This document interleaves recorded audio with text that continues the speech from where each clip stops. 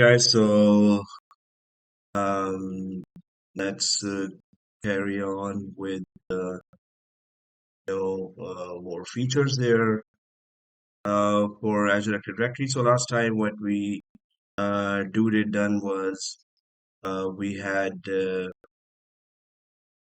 me just open the chat and participants. All right. Yeah,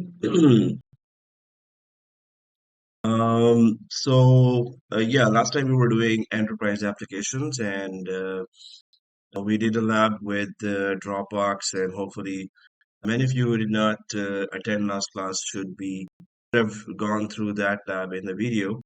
Uh, hope I did upload the video. I did, I guess. Okay. So, um, guys, you should be able to go at least once with the exact steps, and I'm sure you did. But if the T-shoot is still involved, then go ahead and T-shoot. And suppose if you were in the office and you're trying configuring it, so what do you need to do? One example I have just given, then it's a lot of great work you're doing there, chatting and trying to troubleshoot yourself, what's going on. And my suggestion is to do it with, excuse me, the other organization as well. In fact, one student has just sent me today the screenshots of not only the Dropbox with the domain admin user, also with another user, step by step. Also, there's another domain called lastpass.com, lastpass.com. So that student has already sent. Oh, well, actually, the student is working on that LastPass SSO with Microsoft 365. So keep up the good work and do some excuse me, group studies and try to troubleshoot that. If at least the first time, all of you should be able to do it with exact the same steps that I took, and then go for actually other one and then try to do this. So you will find a little change, but everything else is supposed to be the same. Okay, so Jamin says in the chat, I tried with Salesforce SSO integration and it's worked. Jamin has already tried with Salesforce SSO. No, you didn't have to put a credit card or, and where are the screenshots? Oh, man. Okay. So, okay, so Jamin has already tried with Salesforce, and Jamin, did you had to take a screenshot? No, like had to add a credit card, or did you have to purchase anything to do? No, they just give me like 30 days trial, and I was just trying to use like a different domain in that Salesforce, and actually, I got like 30 days trial, and I tried it, and it's working fine. So, Salesforce. okay, Salesforce is also SSO is working fine. You tried with Salesforce as well. Yes, Amazing. yeah. I tried like admin and regular user, Okay. but I have to manually create the same user in Salesforce. Then I can able to log in once, and then I can log in like second time as well with same ID and password. But when you create a user and user, excuse me, in Salesforce, uh, and I that just have to put suppose like same attribute that I used in AD. suppose I block that user in Salesforce. Yeah, so then I cannot log in it. No, it says like you are not Then assigned to then it's not log into SSO. application. SSO is that this user on the M365 that has to be created there. Actually, Yes. what I had to do was, well, it's different companies have different procedures.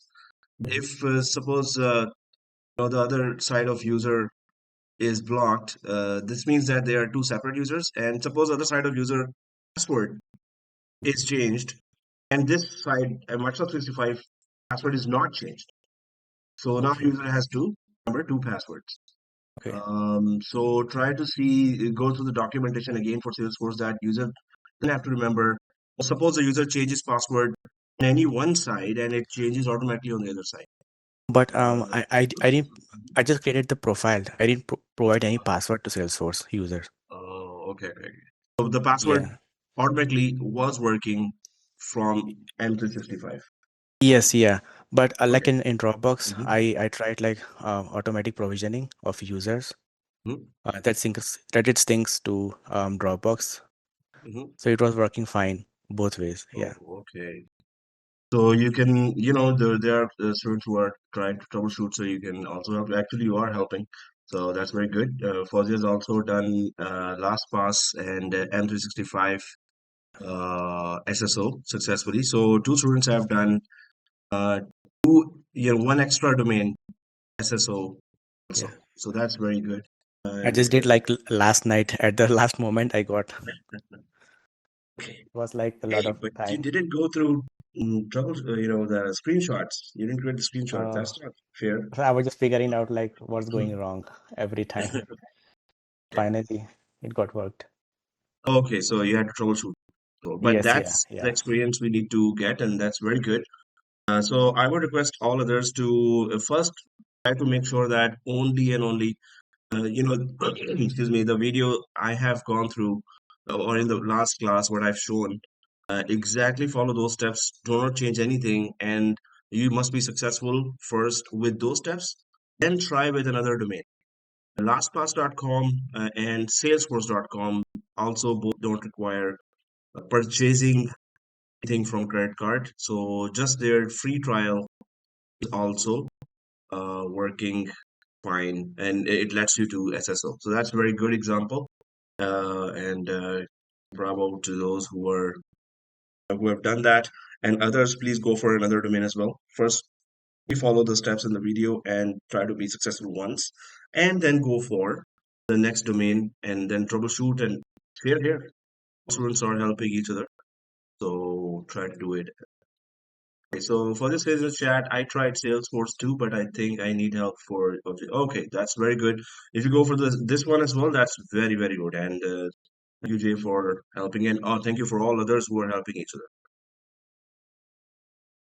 And hey, so we still have just a few million more topics. So we're gonna try to move ahead and try to do this. Or go through the rest of the pop and X. I think last time I was using. Oh yeah, Humber Days, Humber Games, Hunger Games. Okay, so just close those. Wait, why? There is no light in my apartment, so I I'm did what? using a cell phone. Okay, Sorry again. Oh, okay. So you're connected from cell phone. uh, there's no light Oh, no light. in my Oh, apartment. Yeah, why? Oh, in Mississauga I don't know. or where? No, Toronto. Toronto. Hey, I live in Toronto, man. Just kidding. No, no, it's different areas had different. I think because of the think there was a storm, or maybe there was. Yeah, I hope you get it. Um, yeah. Okay, so And that's very good. They're still connected with phone and shows your dedication. Wow. and when I try Mhm. to connect the user, Mhm. it's showing it don't redirect to the Dropbox. It's showing them like to open an account or then they redirect. It's not redirecting automatically. So do I have to do again all the process? No, no, no, no. No, No? you have to put that in the group because there are so many who are telling the next steps. But you just have to go for the provisioning of users. But that is something that I want you to be part of the group. You can see in the WhatsApp, everyone's sharing there if there's any error. So please work with the students and try to troubleshoot that. Uh, Mhm. I was given two domains in the company, and those were new domains for me. But if you have done once SSO, any domain, get the idea, basic idea at least you get. And then I had to troubleshoot still because those two domains were having issues of their own specific to those domains. I had to talk to support as well. I had to talk to friends as well. So this is something that you will have to do in the job environment. You will have to troubleshoot, you will have to talk to friends, and you will have to talk to support. So this is something that I want you to do here as well. Whatever error you're getting, screenshots and everything, please put in the chat, group chat, and definitely there are so many who are willing to help. Try to do that, but I think your first lab is good that the admin has logged in, which is very good news. It's the second is the user that you're having to it. So try to share with others so we can all help each other. Troubleshoot. Get me troubleshooters. Oh, welcome. Okay, so guys, let's go ahead and try to connect to our domain, and there's so many more features. And now let's try to also dive into. Uh, it's been a very bad habit of mine to go for click instead of PowerShell, PowerShell, PowerShell. So I will try to dive into PowerShell and try to go for, so whatever we click, uh, at least we will try it, right? Whatever lab we do with click, an alternate PowerShell based lab for that should be as well. It's a double effort now, but and we will be struggling in the start, but after that, we will become really good in PowerShell way of thinking. Because whatever we do here in click, that there's always a alternate in PowerShell as well, right? Especially Power CLI.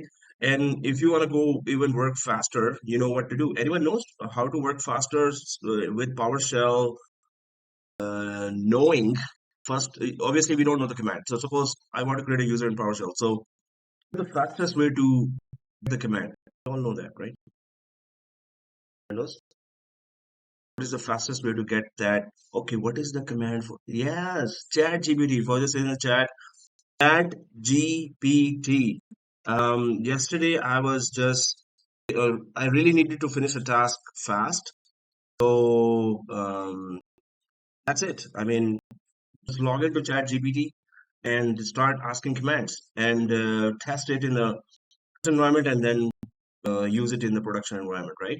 So we'll try to do that before also we will try to do that.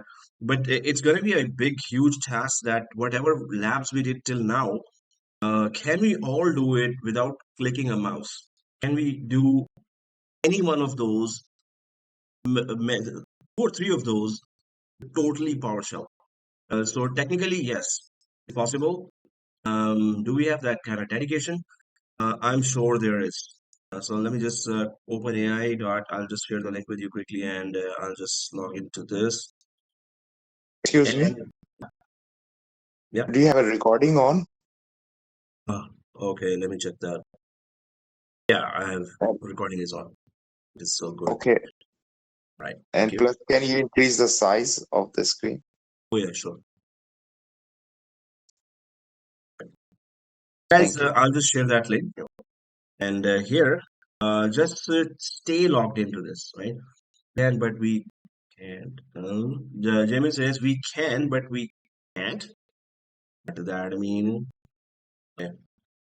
So, guys, keep this dude. I mean, the chat chat dot open AI. Always keep one browser open for this. So I'm just gonna drag this one.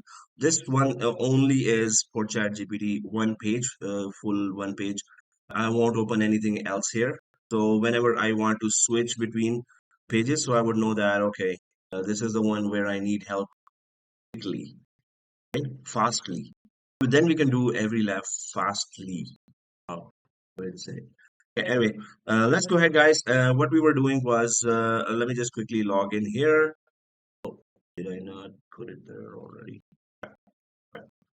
So, okay, let's go ahead. Portal.office.com. Try to get used to PowerShell. In fact, there's a PowerShell core version, which has exactly PowerShell 7. Jamin says in the chat. So PowerShell core is even more preferable because it supports Mac OS. It runs there as well and Linux as well, and it has many commands that Linux admins also know already. So our target should be Power CLI, command line interface, CLI command line enter and face. Where's my password? Oh, come on. I think I was IOP. Okay, let's go. Move it. 934-814. 934-814. All right. All right. Okay. So, okay. So Jamie says in the chat, do admin use PowerShell ISC or core in real world? So it's more core. ISC is beautiful. It's nice. One time, actually several times, less than several times it happened that I was running some more bigger script and ISC gave me some issues and I wasted my time as well. Although ISE should be working fine, but then I had to switch to the core and the big script just ran fine. But yeah, it is all about preferences as well. Let me just quickly open the admin and then we go for um, yeah, and so all, and you can see that I've logged in for Microsoft 365 admin, but there is that Cloud Shell icon here as well. Okay? If you open that, so what happens is that it's gonna open, it will create a storage account in your Azure, then it will save everything there.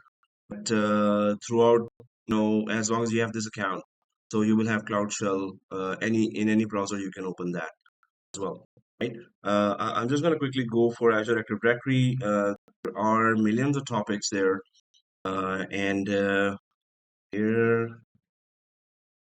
so PowerShell core when we talk about, and then connecting to Azure Active Directory, and then checking how many users are there, and suppose you want to create a user with certain attributes, and suppose you want to delete a user, and also change the password of a user or modify the department of a user. So are you able to do in PowerShell? So try to go for screenshots of those. Well, these are the basic tasks, but pretty much whatever you click here, whatever we click here, there's always a PowerShell alternative to this.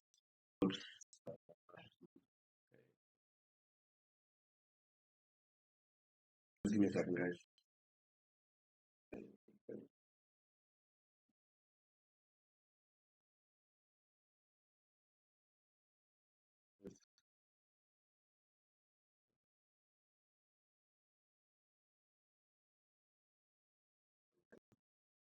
Excuse me.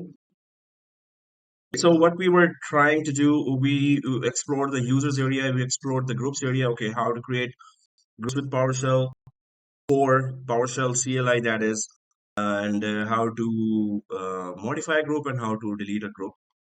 So all those tasks, I'll just put here. So PowerShell core. Uh, so if you go for that, so how to connect to PowerShell core, how to create, modify, uh, delete a user in Azure AD from PowerShell core, and then how to create, modify anything, and delete group in PowerShell core.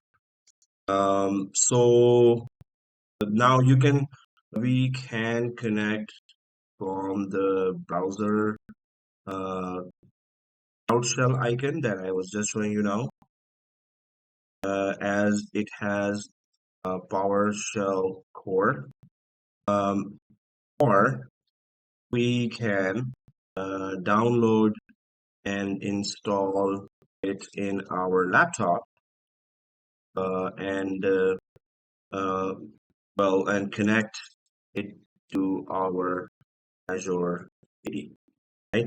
So this is something that is, always available as tutorials. Please take screenshots, and I will also show you. Maybe I'll just create a new video for that, or we can set it up once here, and then we'll try to keep on using it. Screenshots of these tasks and email me on. Guys, you have to go through all these tasks. I mean, if you keep ignoring all the assignments that I've been giving, so obviously it's your loss. You gain less experience from the course. Those who strictly do all the assignments and come up with screenshots and send, I would know that, okay, which technical level are you right now working on. I hope you are seeing all the jobs that I'm sharing there in the group, in my WhatsApp group, and on my channel.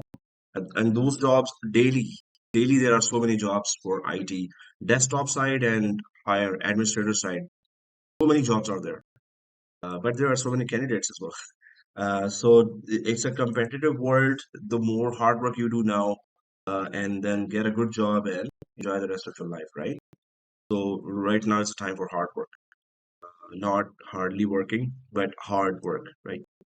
So let's go ahead and try to explore the option. So I'm inside this.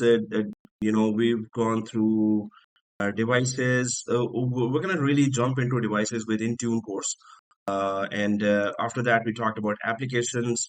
So enterprise applications. This is something that we have gone through, and we have actually added an application. Actually, not Salesforce, Dropbox business. And when I was checking Salesforce, why was it asking me for credit card? Actually, I will check it again. This is a very good thing that Jamin you have done. That just the trial version lets us connect with SSO.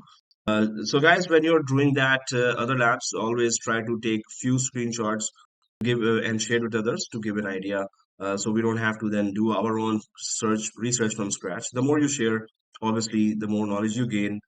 Also, troubleshooting when others ask for help as well. So we've gone through that application proxy. Now, this is something that application proxy provides single sign-on and secure remote access for web applications hosted on premises. So if you have that kind of setup there, okay, not this one. This is VMware Plus. So try to have an idea about VMware if you never had this, because every company has that. For next 5 to 8, and maybe still. Anyway, so if you have, suppose a Toronto branch here, and in Toronto branch, you have some applications, and you have here Azure, and in Azure you have enterprise. In the enterprise applications, you want to use, proxy. Proxy basically means that via certain application you want to, you want the data to cross, or with the help of something you're connecting to an application. So here, suppose you have a lot of domain controllers, and then file servers and web servers, and then you have application servers. So suppose there's application installed there, and hundreds of thousands of users are using that application because maybe it's an insurance company application. So So because it's an insurance company application, what happens is that you want to use you have here maybe 10,000 users here, and they also want to use this application, although suppose there are 20K users here as well in the branch, and they connect from within the branch. They log in from their laptops and then they connect here. But those users, suppose they are in different countries, and they've been connecting through web or through Azure to different applications, but they now want to connect to some an application that is in your branch. So in that case, there's a big server ADFS that is supposed to be already available for on-premises, which is Active Directory Federation Services. Active Directory Federation Services. You should remember the terminologies at least, because many companies have this setup as well.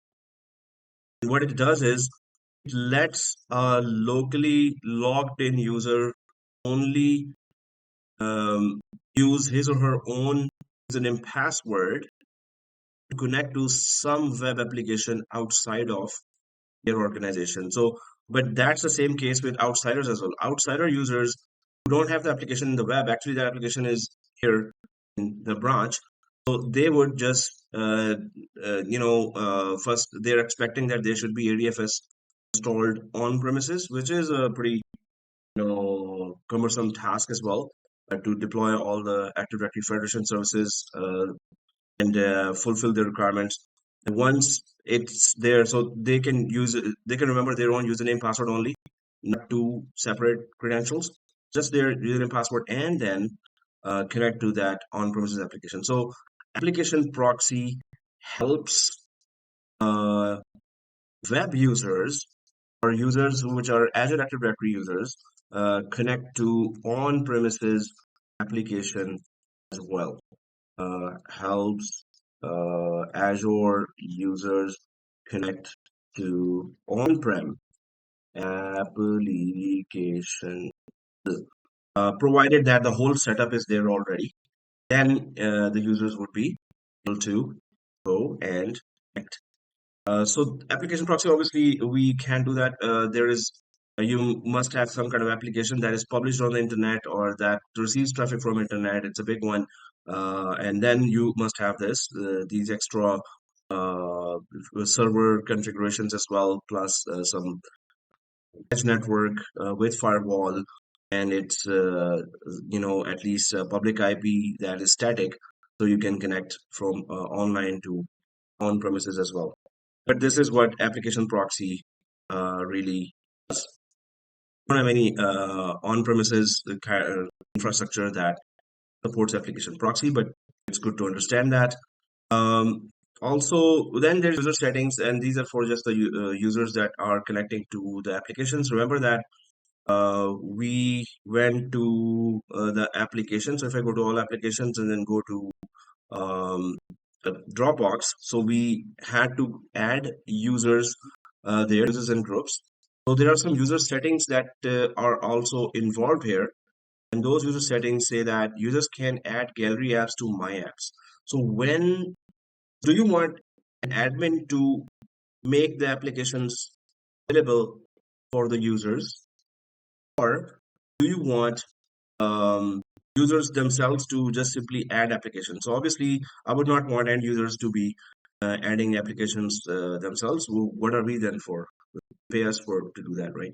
So we should be very careful that what application out of 3,000 plus applications that are there on the platform, what applications should we add? And suppose older version of application is there that we are connecting to, but it's cloud, so cloud it's always updated. But the thing is that administrators would make better informed decision, technically informed decisions. So keep it no. Office 365 settings, users can only see Office 365 apps in the Office 365 portal. Well, if you restrict them to not see non-Office 365 applications, then press yes. Otherwise, it's always don't know, because we always add different applications. Dropbox, we added last class, right? Then you guys, some of you added LastPass and also the other Salesforce. So if obviously it's for the users to work on, right? So it should also be on no. Set up to 3 default applications for your end users so they can access third-party resources on their first day of work. So they're just saying that you want to group some applications as well. Then you can just click add application here and then select that which applications those users would want to see. Maybe Cisco WebEx I'm adding and Dropbox for business and G Suite and then add here. So uh, what you add here, when the users connect the first time, then they would see at least these apps always there. So this is just a combination of what you want them to see as a bundle of applications. App launchers here, a new collection. So collections enable you to customize your end users portals. Collections are groupings of applications assigned to you. So that's the main thing you need to remember. Collections are groupings of applications assigned to users in groups that enable them to find applications they need to occur. So again, the next purpose is to be able to find easily applications. So you can just make a collection of those applications, which are the applications, who are the owners of the applications, which users have access to the applications, and then view plus create and 8. Okay, test and next. So add applications. I'd go for the same pretty much, what we did in the previous screen, but this is much more organized. Previous screen, we can add 10, 20, 30 applications as well, whatever number of applications, or if they set that fixed number of applicants. Suppose it's just WebEx and Dropbox that we want users to have access to right away. And get that next owners can also just let the users know that, hey, there's an owner of that application. You can also contact that owner. Suppose it's Adele. And then there are users which will be allowed to see that application. So I'll just go for some users there, Diego, Grady, and Isaiah, select. And well, that's review plus create. So nothing complicated here, just action of applications, who's the owner and who's the users. Um, so users could be able to, check it out. And there are some settings for app launches when you launch an app, which has already been added, and obviously you must have purchased a license for that. Then you do that. If you haven't purchased the license for the users, then adding those apps and the users see them, they start clicking, and they don't see anything there to go to. So it's going to be confusing. Must have done the SSO already. Do this. ONK. Then users can add gallery apps to my apps. Gallery apps, so whatever is in the gallery, users should not be doing any adding of the apps, right? They could be doing, oh, what is this? Oh, what is that? This is for marketing department. I'm in sales. I'll just explore. I'm just sitting free doing nothing. So no, they should not be doing any such thing. Settings enable my new apps launch experience for traditional access. The following settings are for features that are in preview. Well, it's a good idea to show them preview setting. Otherwise, they're wasting time. They should be productive and doing work on the applications that are already working. What's coming in future, maybe good, maybe not. Some administrators uncheck that, some don't. Plus 365 settings, users can only see Microsoft 365 apps in the 365 portal. Well, that's the portal that we log into, right? This is the portal. So that's where you want to see, you want the users to see more that's there or only there, then you can do that. But suppose it's a guest user. And when guest user connects, we have done that. There's a My Apps page that opens and it's normally empty. So users could see the apps there in My Apps page as well as in this area portal where there's a lot of other apps. So it's okay to, different administrators, different companies, different policies, right? So otherwise, I would not click this option that, hey, let them see apps in any other area as well. but let them not add any app. Okay, so Jim says, yeah, on my apps, but you sir, have to log in to see all my apps. Yes, and that is when we invited the guest at that time. When the user connects to that area, definitely you have to click that area to go to my apps. So we have done the guest user tabs. You can refer to previous videos, those who want to explore that. But you have to log in definitely. Then there is protect and secure, and actually we were talking about that last time. Identity protection. We talked about user risk policy, and then we went through all kinds of risks that Microsoft perceives, and then act upon it, monitor it, and then try to get to know. And I have shared that link as well. It's always a good idea to go through those user risks and sign-in risks that we've gone through last time. Before you go to the interview, always try to do that. Then there's this most critical, one of the most important features is conditional access. And this is that you are putting some conditions in order for to allow users to access. Okay? So in that case, you have to put some conditions. So we're going to create a new policy and we're going to explore the whole conditional access. How many conditions can you set and how many ways you can make the life of a user more miserable and horrible? Just kidding. Well, it's just the conditions or security uh, prerequisites, we can say, that the user has to fulfill if he or she wants to connect to online applications, right? So we're going to do that. I'm going to click the create new policy here. And in my company, we have implemented conditional access, and that is, let me explain what we have implemented through conditional access, and that is very interesting. We have here Intune. Intune is, who knows what is Intune? The course is upcoming. What does it do? Anyone knows? Uh,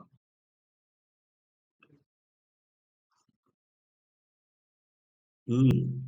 And ChatGPT didn't tell anything. Okay. MDM, exactly. Jamin says in chat, MDM. Further says device management. Vijay says cloud version of MDM. Okay, exactly. So it's MDM. Oh, what is MDM? Uh, it's mobile device management. And you can control thousands of devices of the company. Not only that,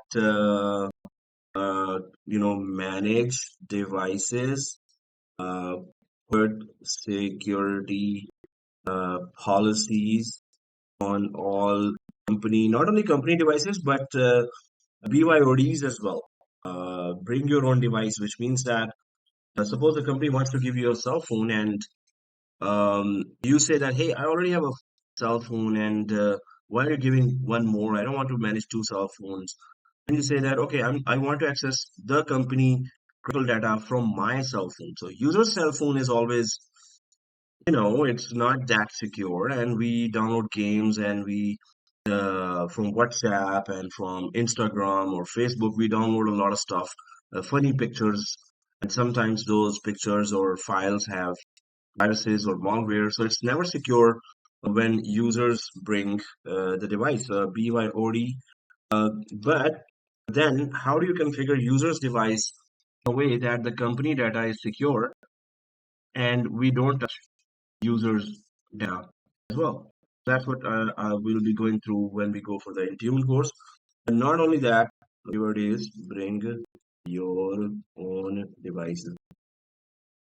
Also deploy apps there and do patching of device OS and app. So it's pretty um, huge kind of impact it has in this. When I joined my company, that was the first thing I had to do just to align the security of all the devices. And so I had to work on Intune a lot, and now it's all good. But it was very tough going through each old device and then align it with the company compliance policies and make it compliant.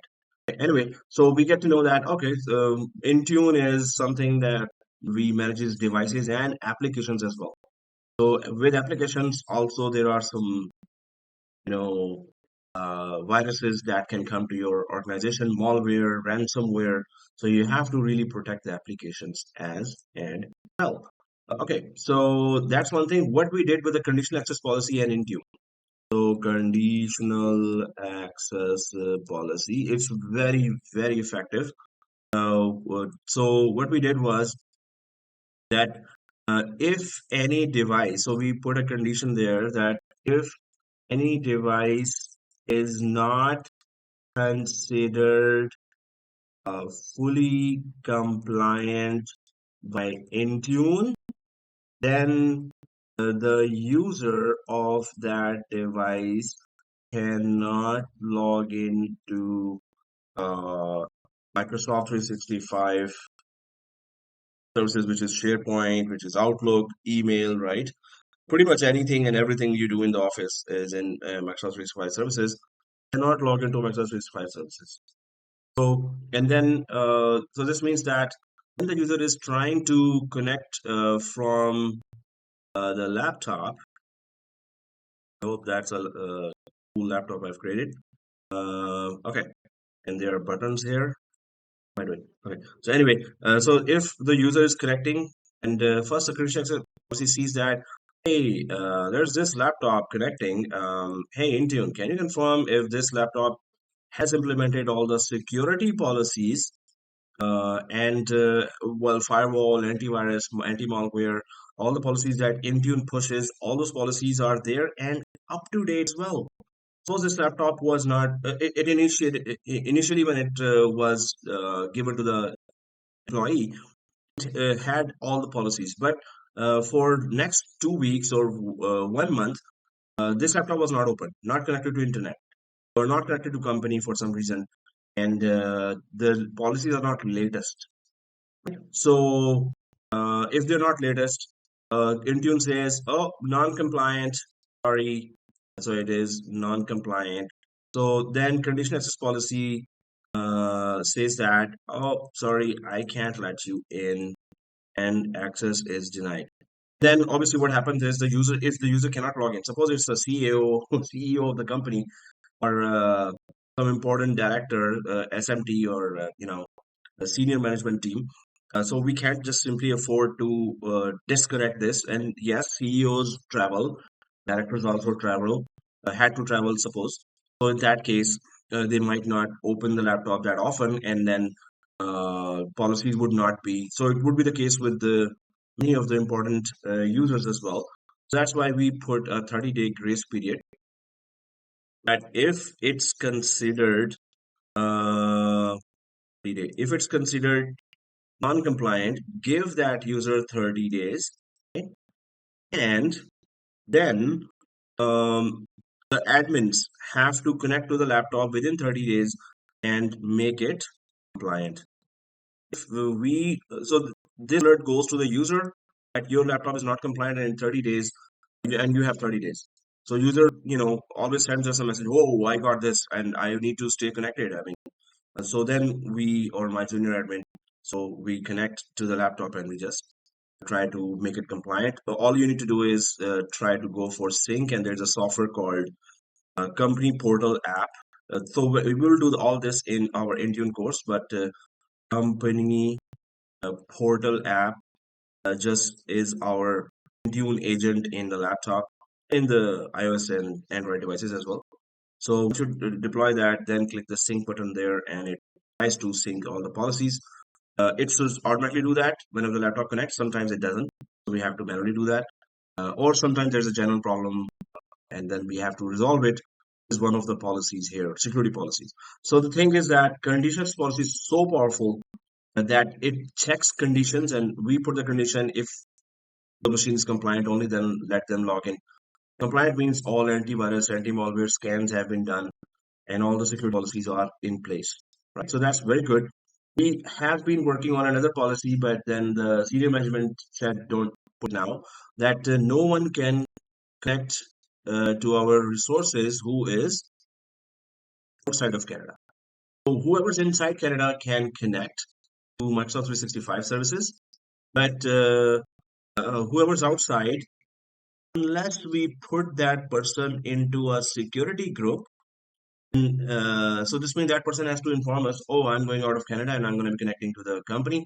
So unless this person is added to a specific security group, if that person is added to a specific security group, then yes, he or she can connect from outside of Canada. If that person is not there, it means the approval has to be done from that user's director.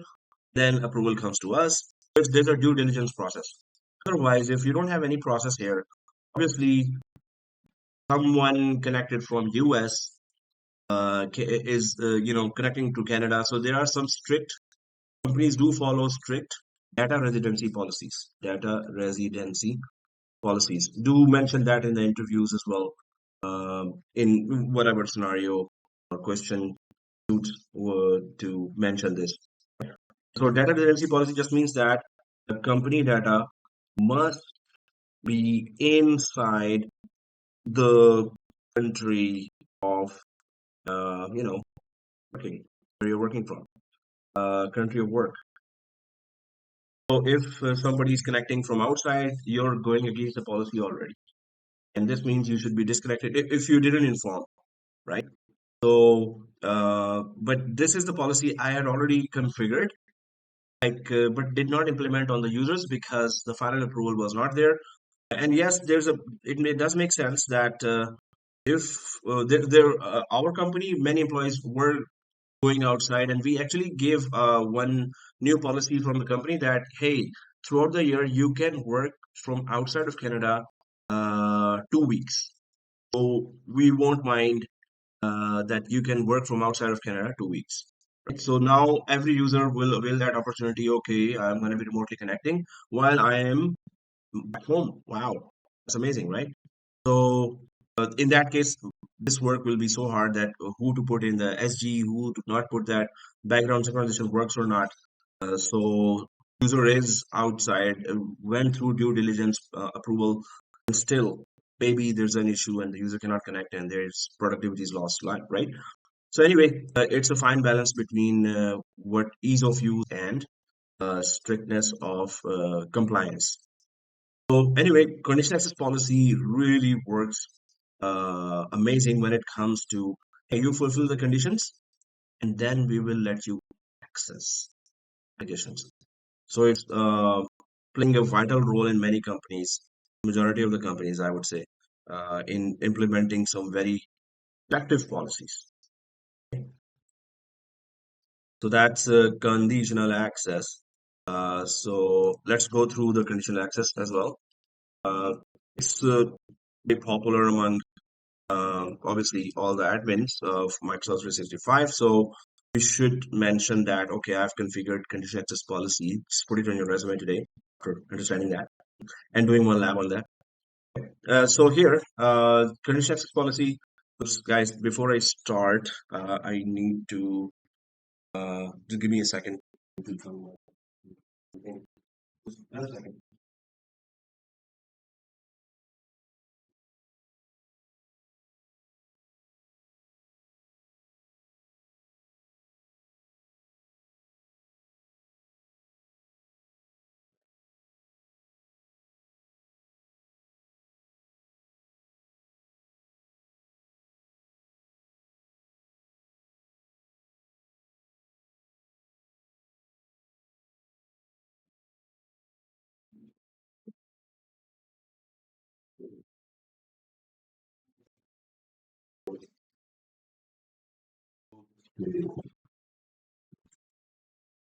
Oh, yeah, I didn't put mic down. So anyway, so new conditional access policy. Control access based on conditional access policy to bring signals together to make decisions and enforce organizational policies. Okay, so we're going to go for test policy. And yeah, one more thing. I was thinking that to give you the assignment, it's kind of not difficult. And I was able to Google it when I had to implement that. I actually configured it only, didn't get approved as it said. I was gonna say that you should be implementing a policy, conscious policy, as an assignment. Where if you are in Canada, then you should be able to connect. So suppose you're in a security group, then you will be able to connect. You're removed from the security group, you will not be able to connect. I was gonna give that.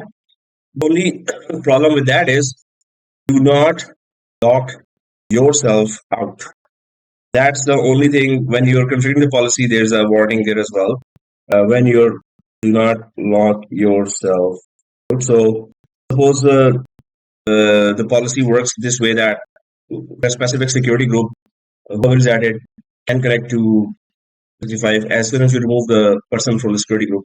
Suppose you remove everyone, including your account. Okay, so remove that. So anyway, this or some other easier conditions policy I'll give as an assignment.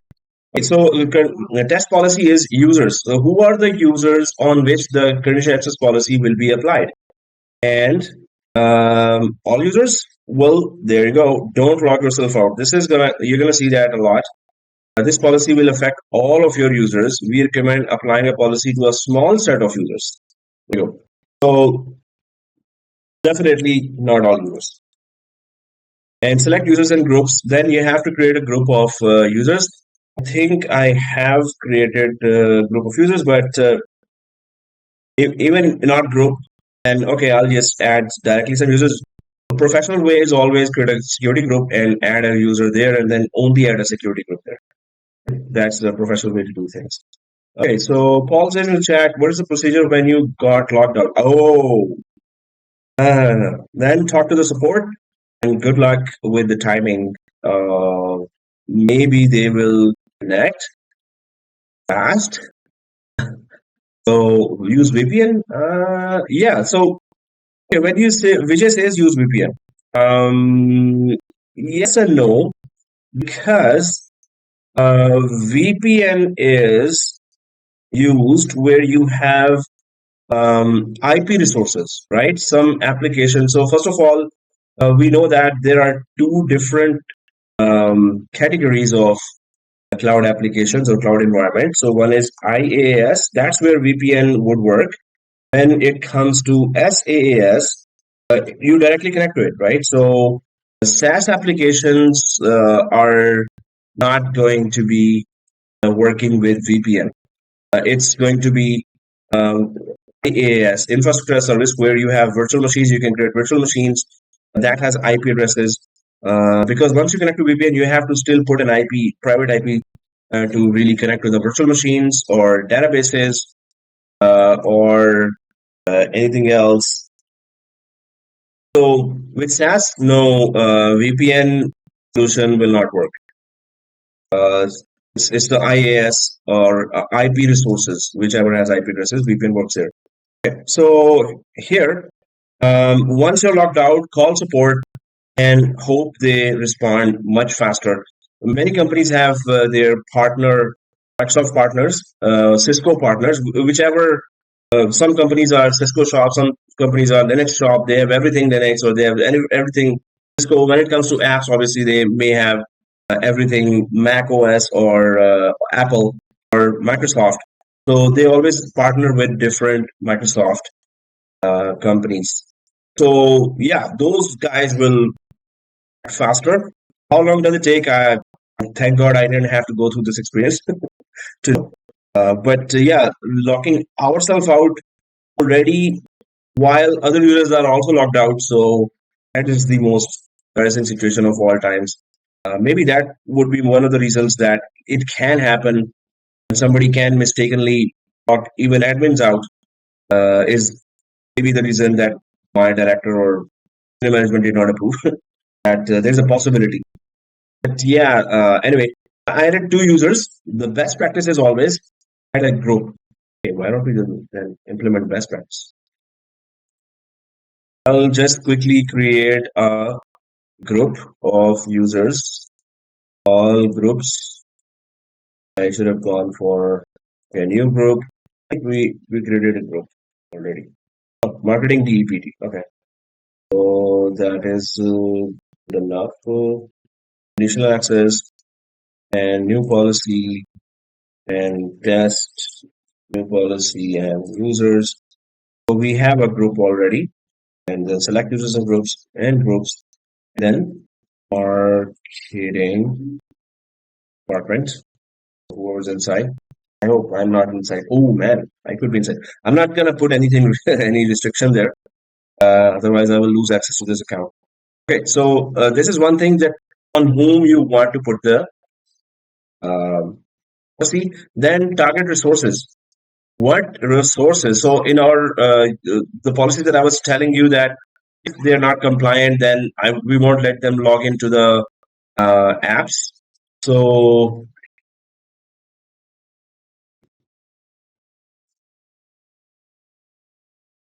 so um,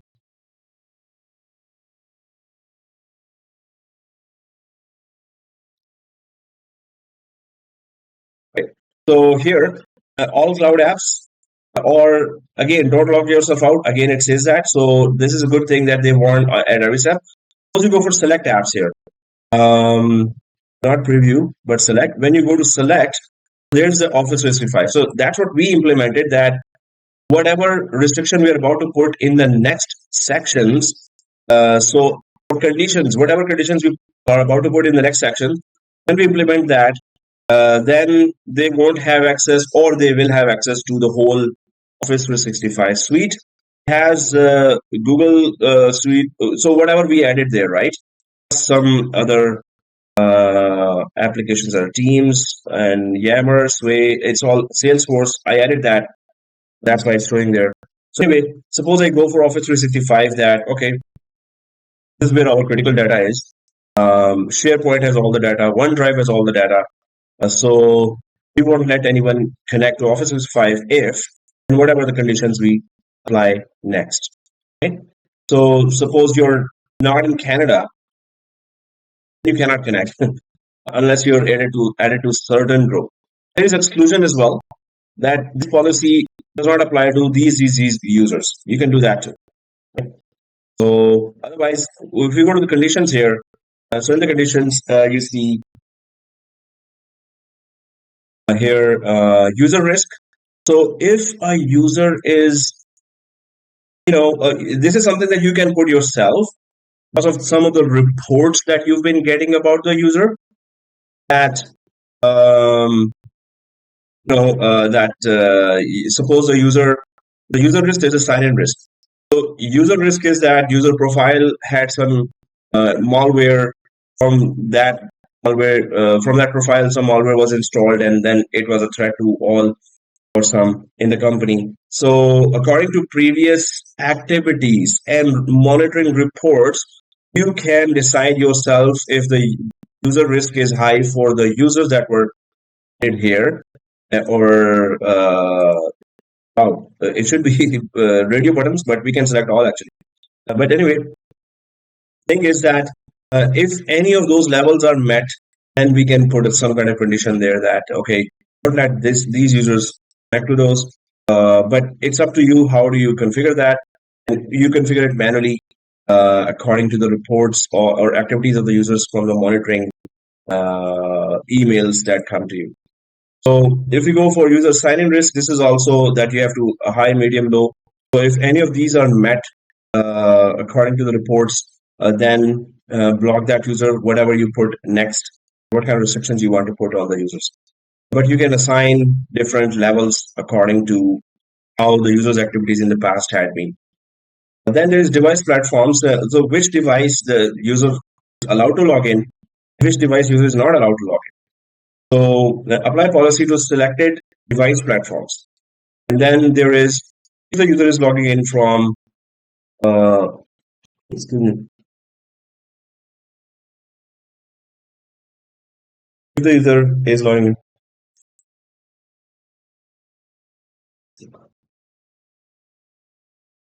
so if the user is using, suppose Android, iOS, whatever you select here, you haven't put any kind of restriction allowed yet, right? But whatever you put here, and then what kind of restriction you put here depends on that. So access controls grant access. So whatever is selected, yes, access will be granted. Whatever is not selected, which means user is trying to get from a Linux desktop to M365 with a browser. So user won't be able to connect from Mac OS. Obviously, Windows, if you select and there's a grant here, then these three will be allowed. From there, you can connect, but other devices you cannot connect.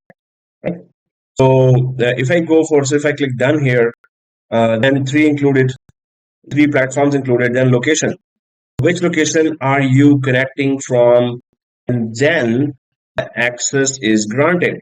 Ouch. So that's where you decide the location. Suppose you go for yes here, and then go for selected locations. I think I created a Canada here already. Yes. So in previous, you know, process, I was talking about IP locations, and these are the locations you have to add separately first. Then you would. It was in identity, identity protection. You have to define some places here. Then you can use them in a policy. So this is one of the policies now that we can use. Suppose you say that anyone connecting from Canada. So this means access is granted now. Right? You can just maybe give a username password to your cousin or friend outside of Canada living. You can say, hey, can you try to connect from your country this username password? And you would know right away. Oh, my policy works. Yay. Yeah, grant access if country is Canada, if platforms are iOS, Android, and Windows, right? And I didn't put these users, those which are there, the policy applies only to those users, right? So I didn't configure the rest. And client apps. So we can keep on going for defining, I'm putting that here, but in marketing, who is added in marketing? I think I am also added. So let me just quickly remove my user account before I do something and become a bad admin. So I'll just quickly go to groups, all groups, and marketing. Marketing department. I think I gave myself as ownership. Yeah, not the owner. Come on, man. Okay, I have to add someone first. Johanna. Okay.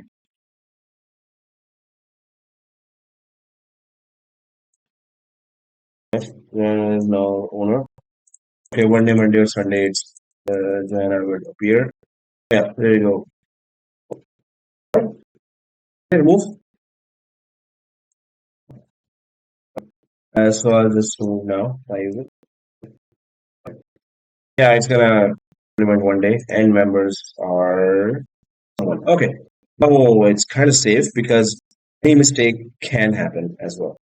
So I'll just go back to what I was doing, and here. So I put Canada grant. Okay, if I go to client apps, so control user access to target specific client applications not using modern authentication. That is so important. And something I put my I created a ticket for myself, the company, that I'm going to block legacy authentication, old ways of authenticating, which now known for hackers to uh, deploy and implement. So what happens is that you have to enable modern authentication. Now let me show you where it is because I was currently working on it as well. So I kind of remember.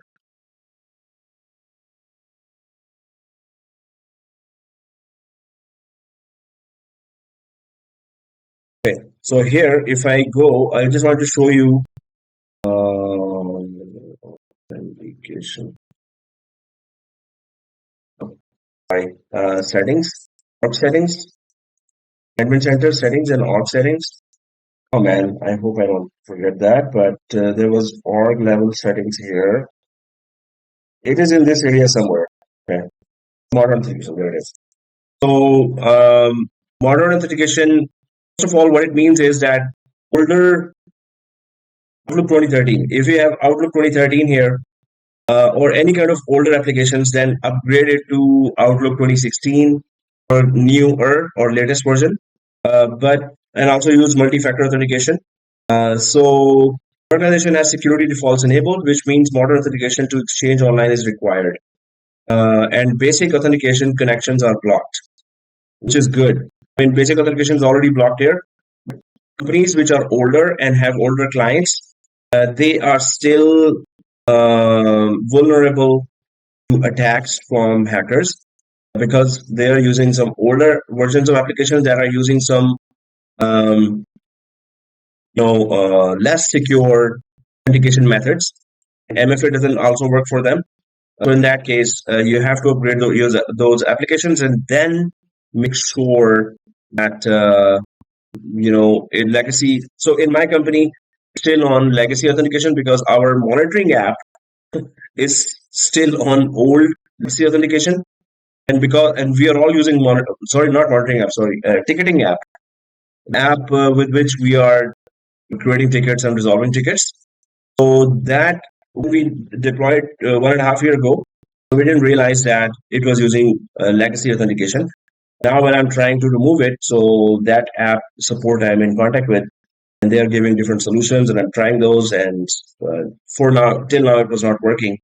And then I didn't switch from basic authentication to less secure authentication to modern authentication, which is more secure. But here, this is the area where you configure modern authentication.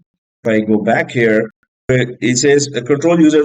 So if overall, what it says is that if you're using older version of browser, older version of apps, older version of Exchange, and other clients that still use legacy authentication, then you can select here that if any user is connecting from older browser or applications, then I won't let them connect. That's what you can configure here. But it's good to understand this.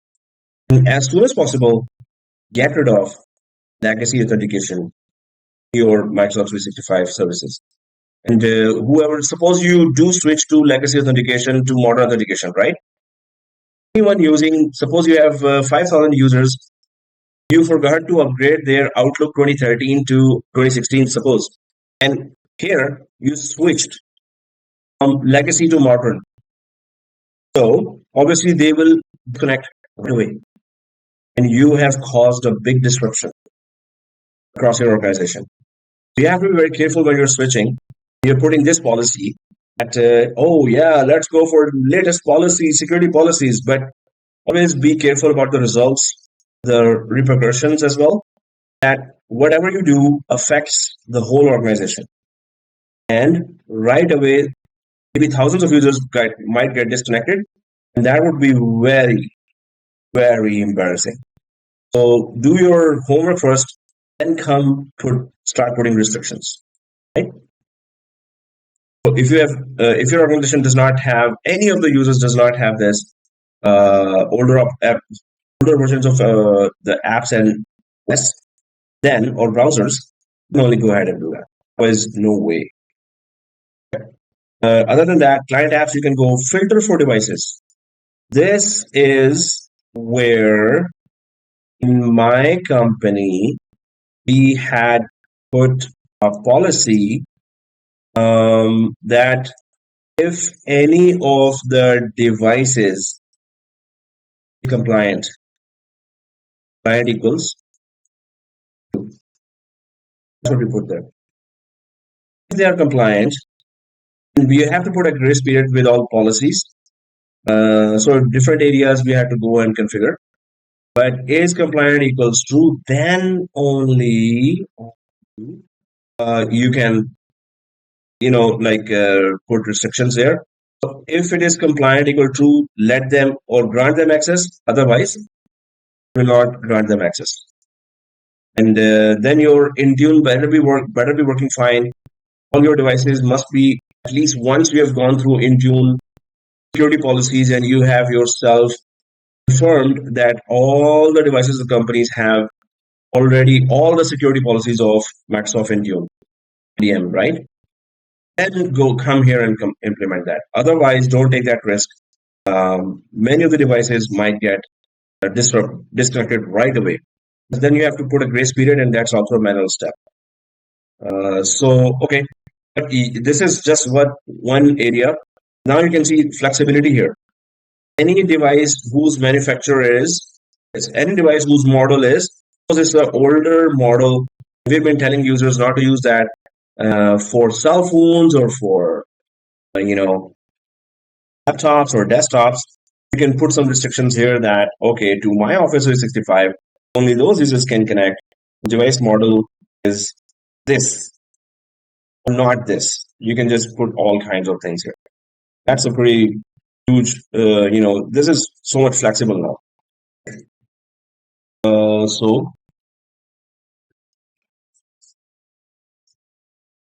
Okay, so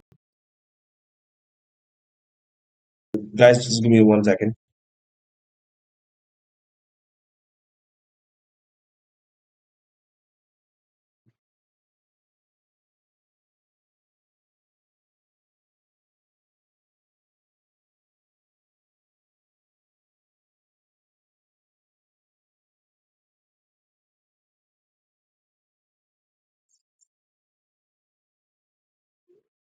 So, but this is something that you can just try your imagination. Oops, 11:30 now. So Jamie says there where I work part time, they are still using WinXP. Whoa, WinXP and Win7? The key thing, me. Wow. But yes, it's yeah. I mean, like I've seen some companies having very very old settings, and they're just stubborn enough not to go ahead. Paul says at the moment still uses Windows XP. No kidding. Wow, that's amazing. I loved XP actually. And Paul says, and most standalone machine.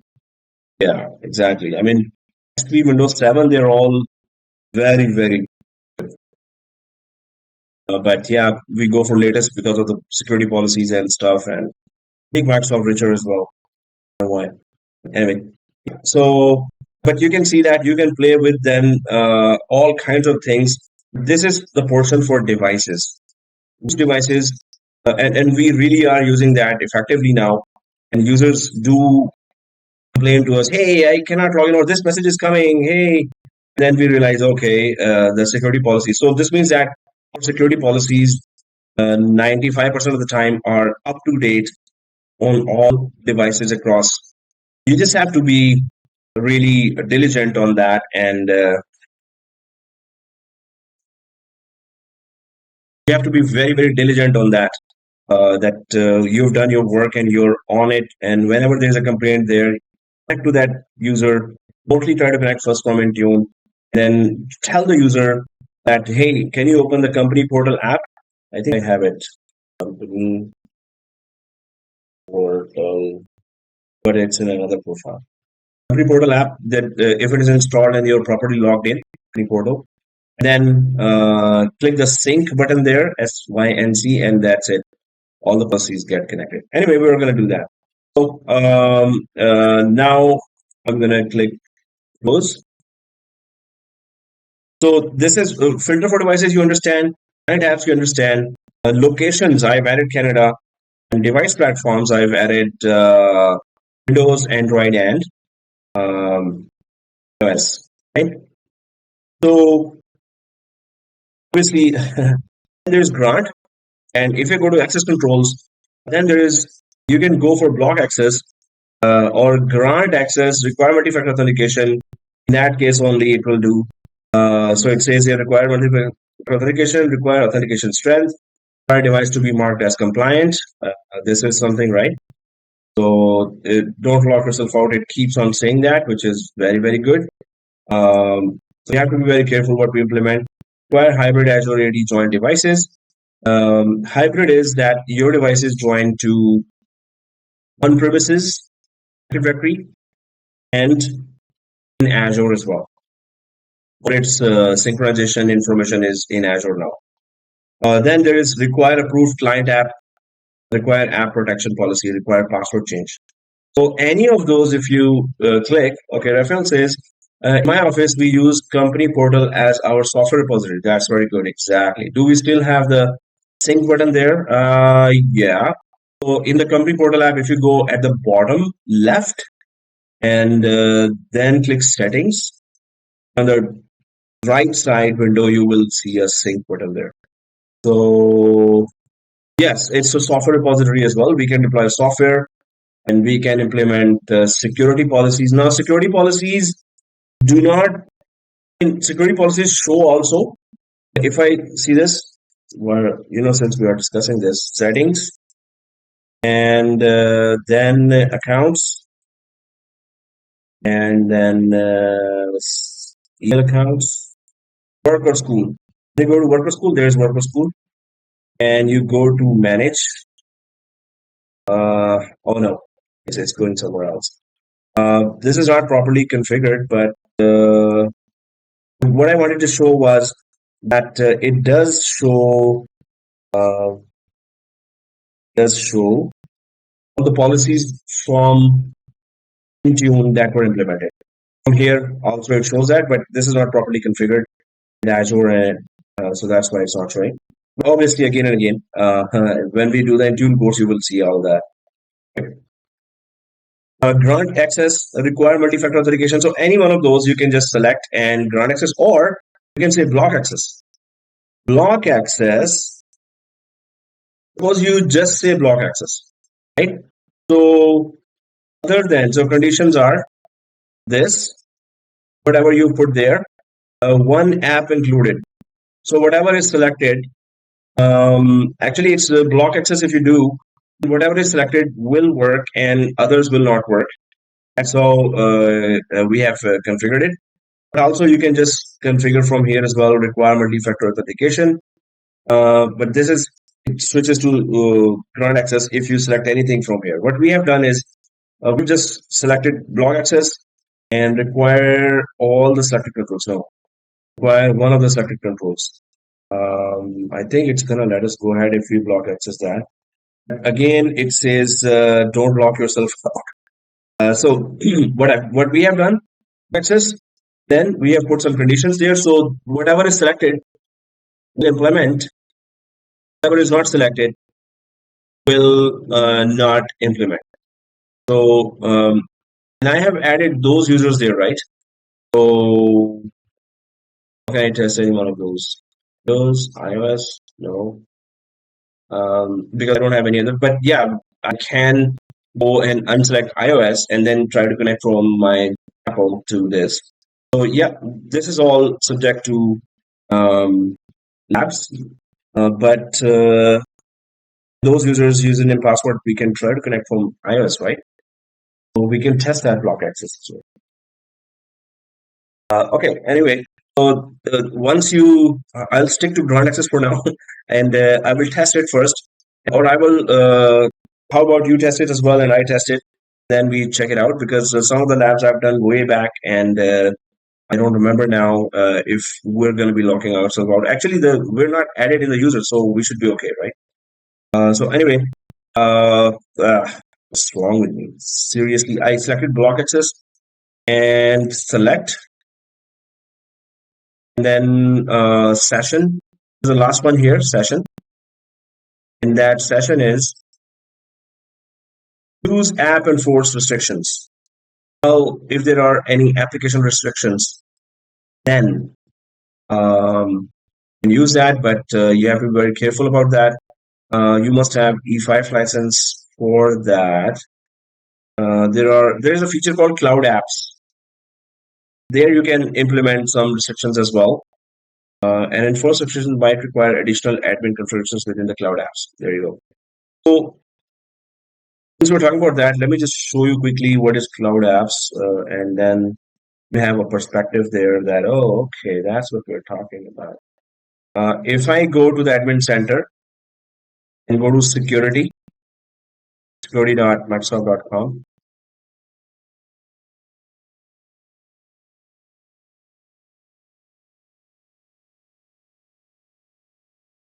Yeah, there you go. Cloud apps.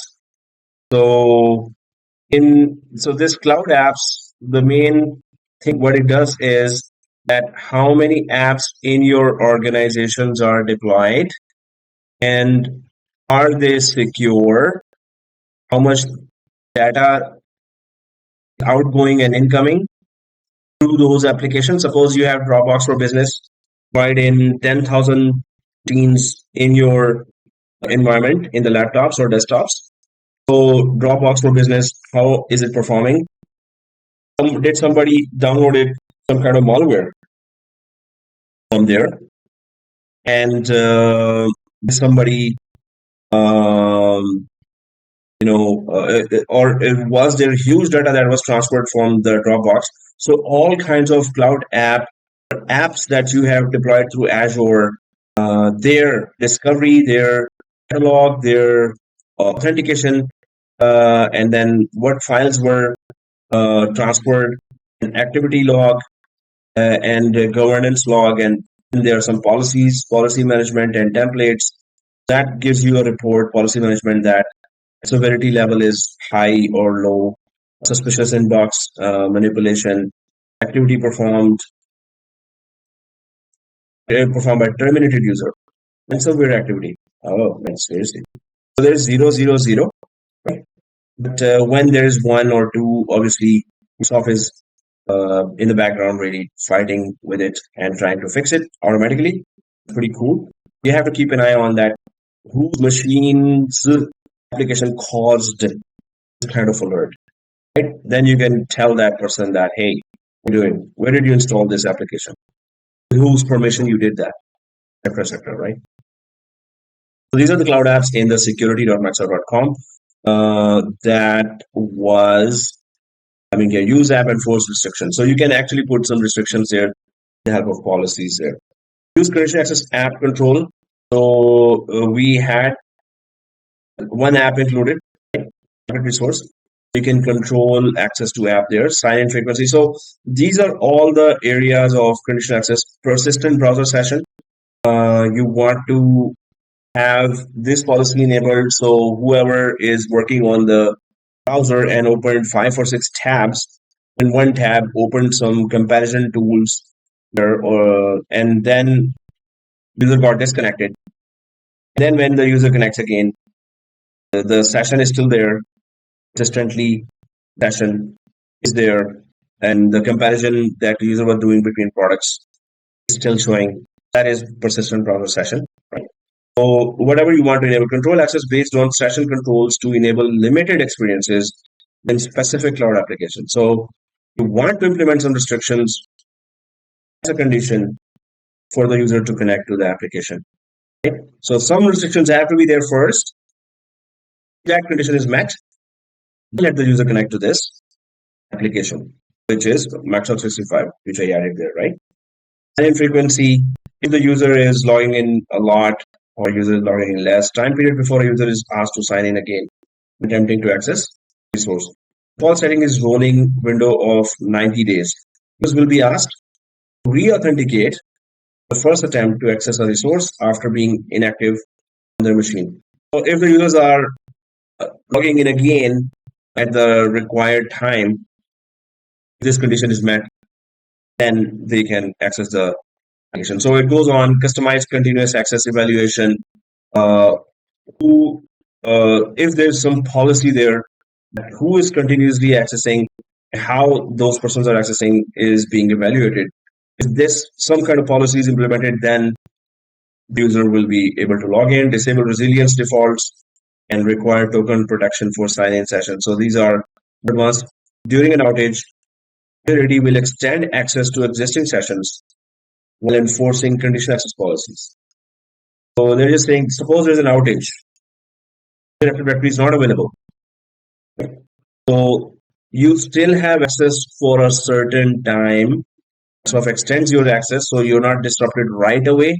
You could see the alert that, oh, Azure is down. Well, I'm still working on Azure application. But this means also that you're about to be disrupted. So properly sign off, save everything you were doing, and then disconnect properly instead of immediately disconnected, right? Policy cannot be evaluated. Access is determined by resilience settings. If resilience defaults are disabled, access is denied once existing sessions expire. So anyway, the thing is that resilience should be configured or not, or it should not be configured. If you select this option, then you will be able to connect. So it's for different scenarios you want to or you don't want to connect them. File token protection for sign in. Whenever you're asking authentication, that token travels. A token is just information of you and some identity and which domain you belong to. So that token is supposed to be encrypted as well. So and hence it is protected. Still in preview, but if the request token, authentication token is protected as well, and only this condition is met, you will be able to log in. So these are some scenarios that if it applies to you, go ahead and enable them. Otherwise, you can leave it as is. So what I did till now is for these users, this is the app that was selected, and two conditions were met. Two conditions have been put here, not met. Device platforms is that Android, iOS, Windows, and location is if you're in Canada. So, well, I actually meet all those conditions. Now, question to you is, I put block access. Right? So, question is, will it block access if I'm in Canada and using these three platforms? Whatever is selected, because of that, it's going to block us, or whatever is unselected, and block access will work on that. So, what is your answer to that? Will it let us do what is selected, and whatever is unselected, and anything other than that will be blocked, or whatever is selected will be blocked?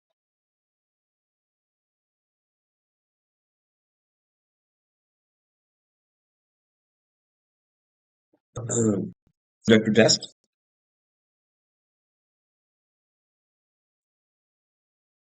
Yeah, exactly.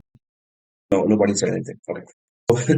Obviously, so further says unselected will be blocked. Manik says selected will be blocked. He says whatever selected will be blocked. And Raphael says selected location will be blocked. Sandeep says whatever is selected is blocked. Ta-ta-da. So hey, for those users, thank God I'm not added there.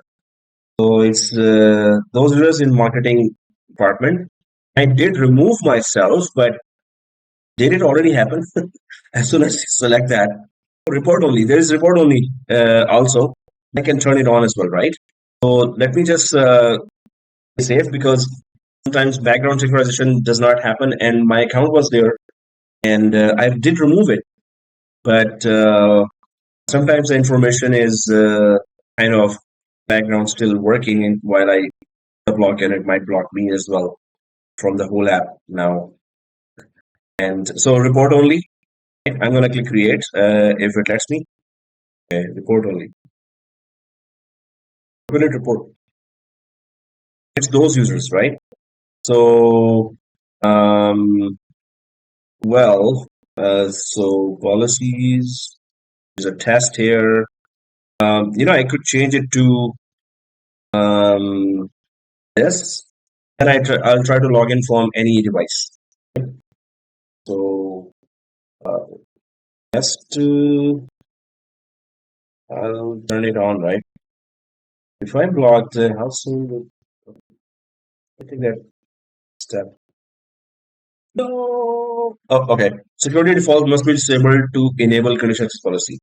That's another thing we need to understand. What is security defaults? It's not gonna let you really work on that unless security defaults is enabled. So where is security defaults? What is security defaults?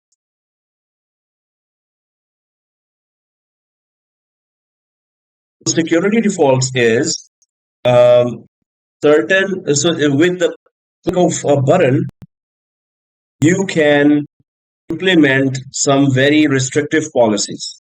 That's called security defaults.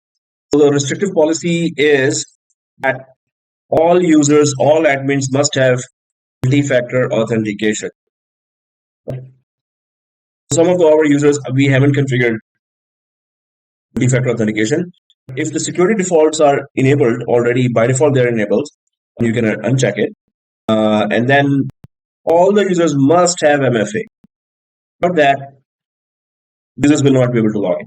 So either conditional access policy you want to implement with customized restrictions, or security defaults with all the recommended restrictions by Microsoft will be implemented. So either conditional access or security defaults you can use at any given time. Now we need to actually remove security defaults, and last batch also, intra.microsoft.com, they have rearranged everything there. I was struggling to find security defaults. It used to be at the last as a last option here, but click show more, and security defaults. Seriously, man. So for now, I'm just gonna put it on report only. And where was security default at the end of the security center? Should just ask ChatGPT right away. Why wasting that? But settings, system attributes, whiskey, identity, governance. Man, seriously, just go for ChatGPT. And research there. In general, as best practice, security defaults should not be removed. Malik says, and yeah, Sandeep says, can you search there? Where? In the resource bar, the search bar inside the admin center, the top, as it Okay, here. shows. Oh, here. No, just if you go a little further up. Come up and Yeah, no, you have a bar there already. The search resources that one. services. Ah, Yeah, got okay. it. Thank you. Let's try that. Security default. Does it show anything? Default, sir. Oh, Now, well, this is security section. It could be there inside, but again, they've rearranged everything, and one student actually sent me that, and then I lost that too. I'll just I secure sport and authentication methods. I've here before. ChatGPT. And what was the other one? Malik says, in general, best practice security default should not be removed. Well, Malik, kind of no. Like, yes, I mean, you want to not have any customized conditions policies, go ahead, keep the security defaults enabled. But many companies must go through. It seems like there are so many security scenarios that they have to go through condition access policy. I've seen so many administrators use that. But as soon as you start using condition access policy, you have to disable security defaults. But yes, whatever security default was implementing, go ahead and implement that right away through conditional access policy, and that is very much possible. You can put a policy there. If you're not having MFA, then you cannot log in. Create a policy. All security default requirements are met right away. Yeah, if you don't need a security credit access policy, yes, go ahead with security defaults. Otherwise, majority of the time you will need credit access policy, which also fulfills security defaults, but you have to manually figure that. Okay. Can we have a break? Yeah. Just a second. Vijay says there's a link for security defaults under policy. Where?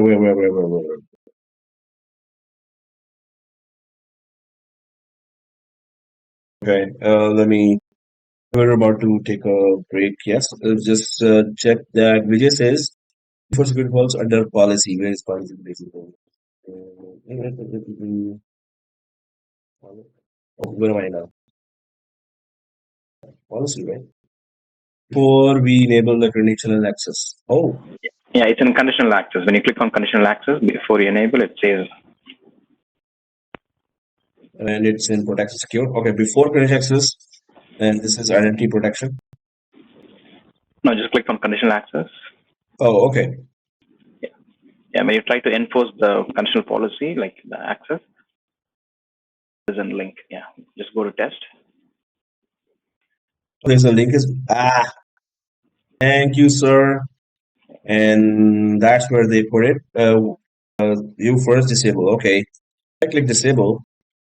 It takes me directly here. We're here, but yeah, well, but thank you very much for this, Vijay.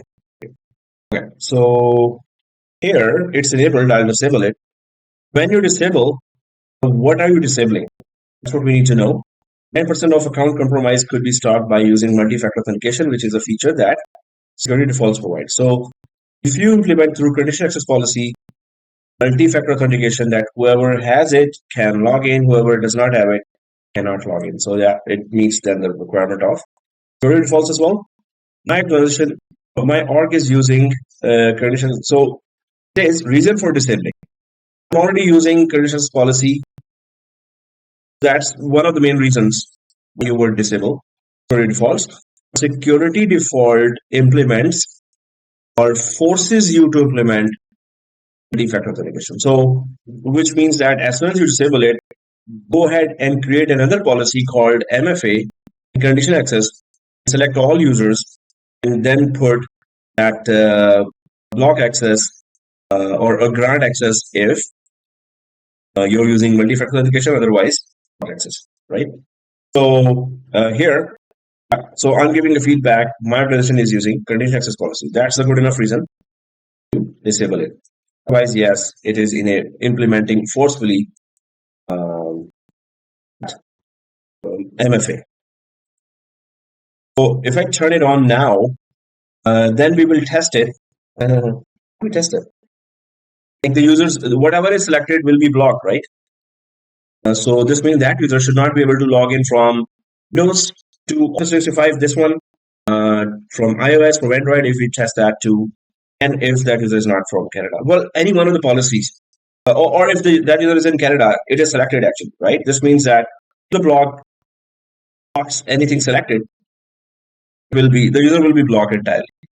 If the block actually implements unselected, we will know that, right? So I'm going to click save now, and that user, I'm going to try to log in quickly.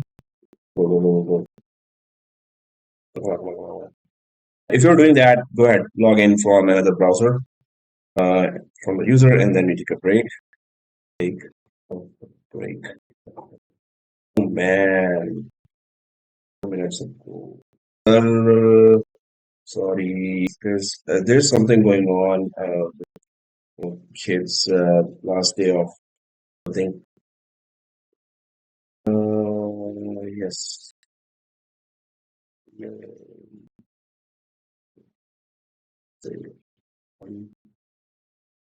Guys, there is.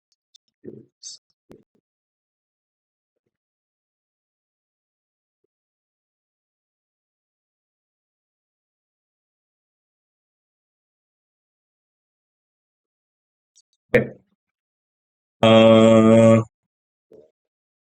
So where are the users? I'm gonna go to Entra, the other one.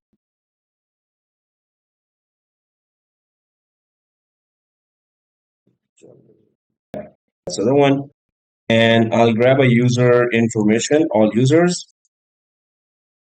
And who are the users? Adele is a user there.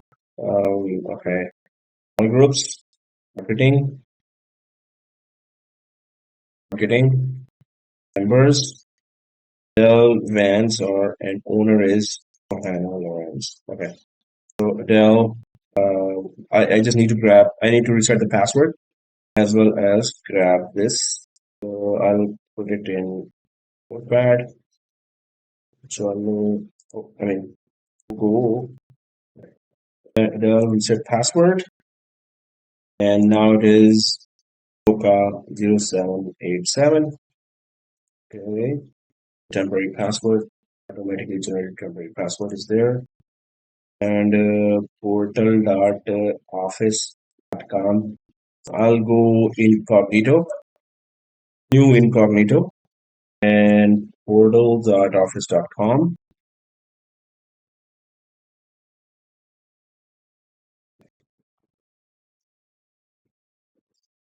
Okay, so there's the user. Guys, user should be able to log in or not? When? According to the policy, user should be able to log in or not? Oh, so Vijay says no. Jamin says no. Rafael says it is denied.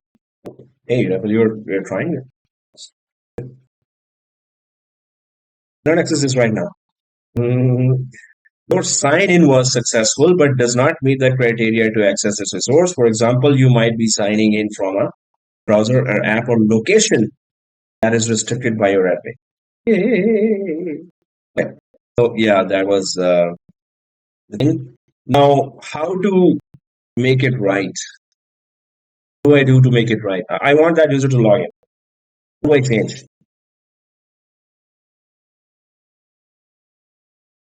Like only those should be implemented.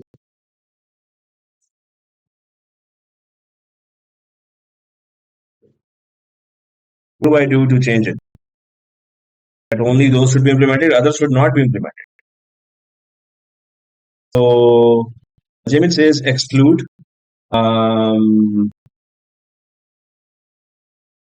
Widget to allow. Rafael says enable. Alex says exclude. Jamin says make him exclude. And Vijay block to allow. So others will be blocked. This user will be excluded. If it is in the excluded, then the policy will not implement on that, right? Out of from the group. Jamin says, yeah, that is also another way. Either remove it from the group or add it to the exclusion. Block this user. Unblock. Like steps we need to take. If I go quickly back here, and if I remove this user from the security group, get another policy to exclude group and add user. Okay. Within the policy, if you exclude just means whatever you're implementing, don't implement this user. Right? So within the policy also it works. Also, if you just remove the user from the security group, because I added the security group and everything is implemented on whoever is part of the security group, right? So if I just remove Adele right now, will she be able to log in? Do you say yes or no? I'm removing her now. Okay, Sandeep says yes, Vijay yes, Jamin yes. I'll agree or anyone disagree? I've removed Fauja says yes. Rafael says, oh, all yes. Unanimous. Okay. Okay, she's gone. Now, if I go back there and I have to write that again.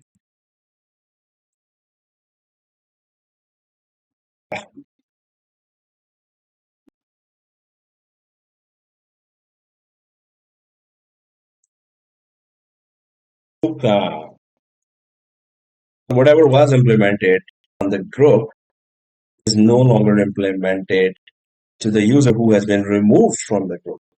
Definitely, conditional access policy works fine with multi-factor authentication enforced because I think we enabled that there. Yeah. Okay, so Malik says, but then all the policies will be unrestricted for this user.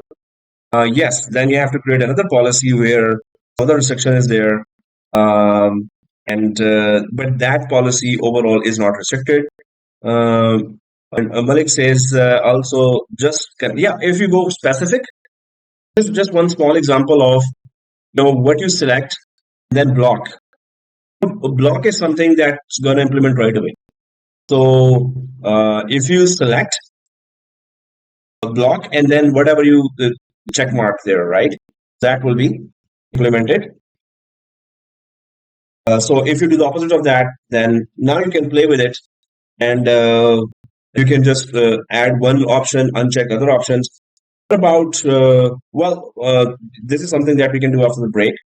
You can actually test that out after the break, and that is, what about if I just say, change the block to grant? So the selected options, now what happens? Anyone knows? I put the grant and selections are only these: Office 365 and conditions. If I change it to grant, what will happen? The user will be able to log in from, if the user is in Canada and using Windows, Android, iOS. Is that so? The user will not be able to log in whatever is unchecked. Is that true? That's the main question. User will not be able to. Suppose I connect from outside of Canada. Suppose I connect from US now. You will be able to log in or not? If I go grant only, that's the only thing I changed. And user is connecting from US.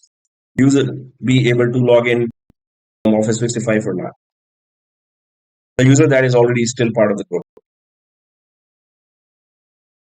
So do test it, because we have to travel to US and do that. Or we can just go for this. No, not app. New conditions. The device platform. Yeah. If I just unselect this, I'm now using Windows. We can check that too, right? So this means that if the user tries to log in from iOS and Android, user should be able to log in. But from Windows, the user should not be able to log in, right? Okay, so Jamil says he cannot be logged in from Windows. I just implemented that now. Done. And save. And I choose the grant. You must configure the grant or session section.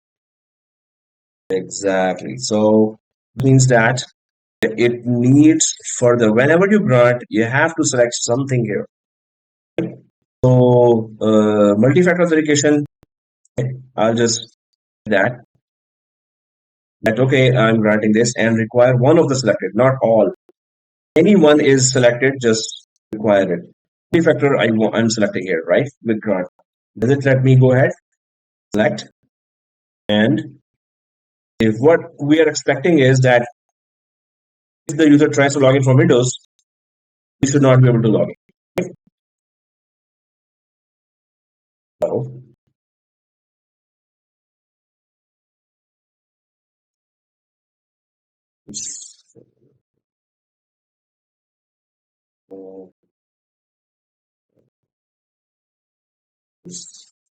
going on.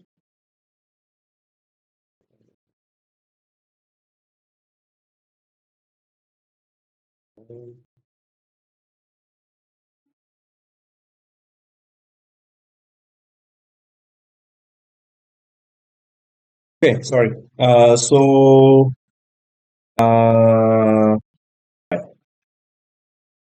now I'm gonna go to the remaining user. I'll go there, and Alex Wilbur. Okay, I need the credentials of Alex Wilbur, and this is the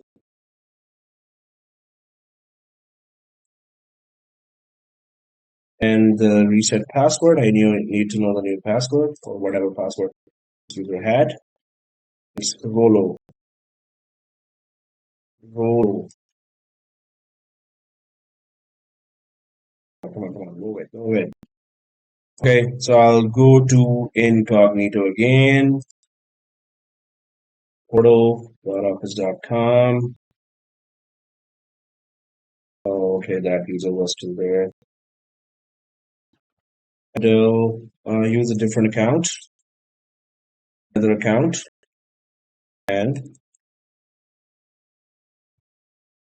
so what we're expecting is that from Windows, the user should not be able to log in.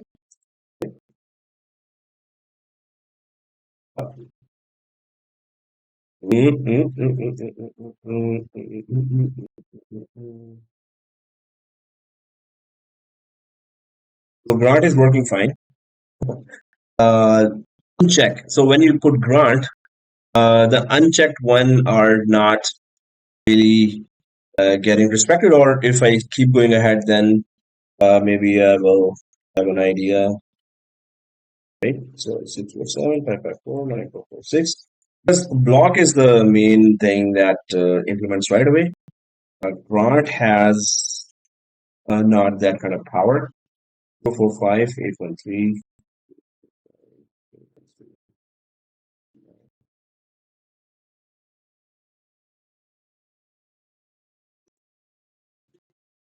That password. What name would you like to use? The minimum is 8. But start by creating a name for your app password. Oh, there are some policy for that. Okay, small ABC coverage 6423. Oh, what name would you like to use? Oh, okay. Length is 8 vectors. Test tab.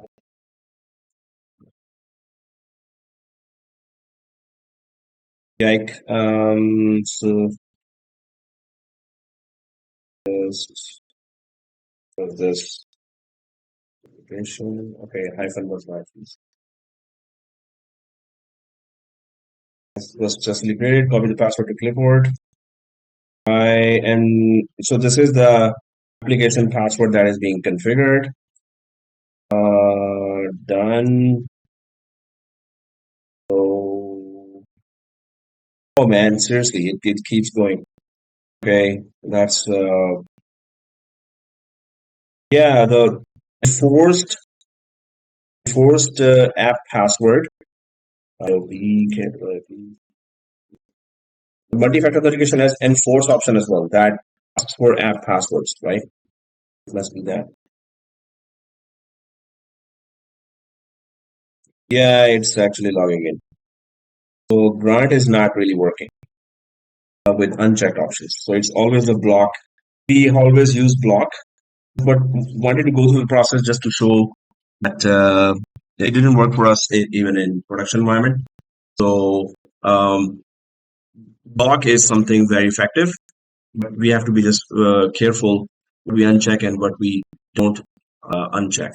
So that means that if I put the block, right, and uncheck Windows only, it will it will then let you log in and whatever is selected will block. That is more effective than this. Okay, guys, let's take a break and please do more experiments there. Come up with more scenarios and about country data residency policy as well as many scenarios with conditional access, right? Try to test that, but yeah, this one test is still remaining that. Okay, what about if I block and uncheck Windows? So it should let me log in, right? Serious.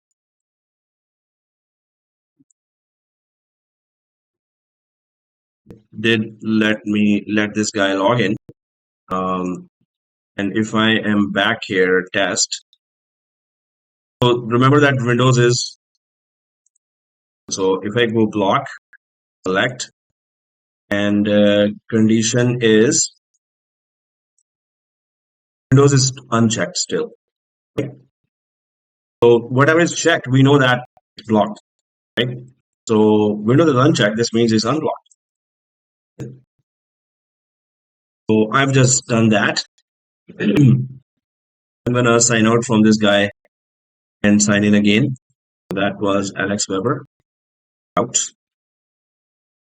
I'll just sign in again and I should be able to sign in again, right? Should not be blocked.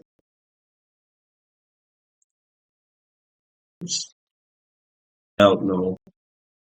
It is out of the Alex Weber. I need to log in from this guy again and I should be able to log in, right? Because if I try from iOS or Android, I should not be. Oh, and put the new password there. IOP.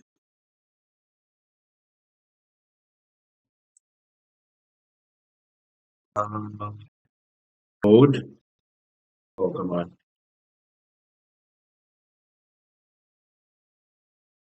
47290.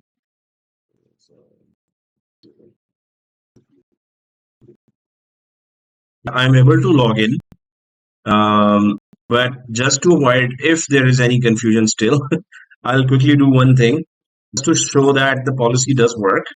Still blocked. I'm going for to include it. Now I'm gonna select Windows, and I should not be able to log in again, right? Just to show that policy works.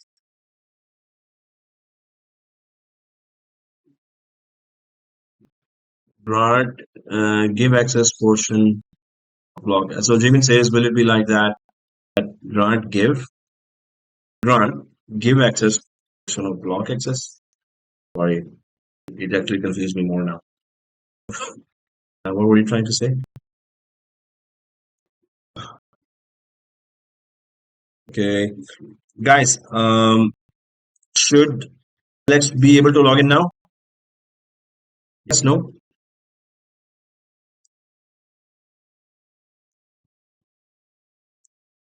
Malik says no. Anyone else? Agrees, disagrees? No. I should be able to log in now or no? This is no. Okay. Anyone else who has made up mind that Jamin says no? Okay. So it's block access with unchecked windows, right? Oh no, sorry, checked windows. Access with checked windows. So yeah. So whatever I selected, block will work, and unchecked windows, so X was able to log in.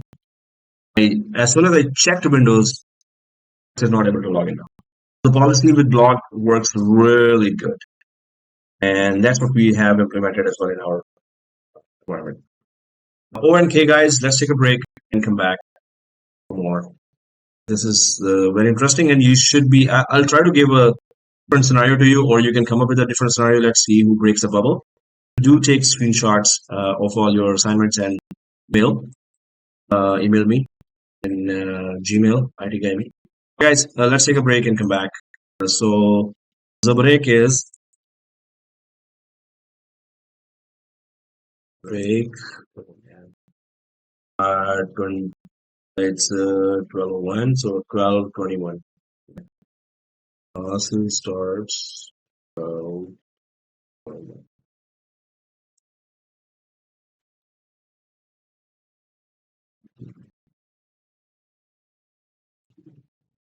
All right, guys. So let us continue and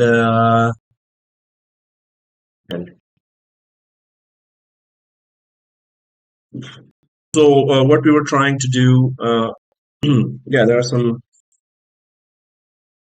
excuse me messages here as well. Okay, so Jamin found default security defaults there, and also in Entra admin center. And he shared this screenshot. Track my security defaults, and that's an overview. Oh, okay. Thank you, Jamin, for searching it. And so let me just go there.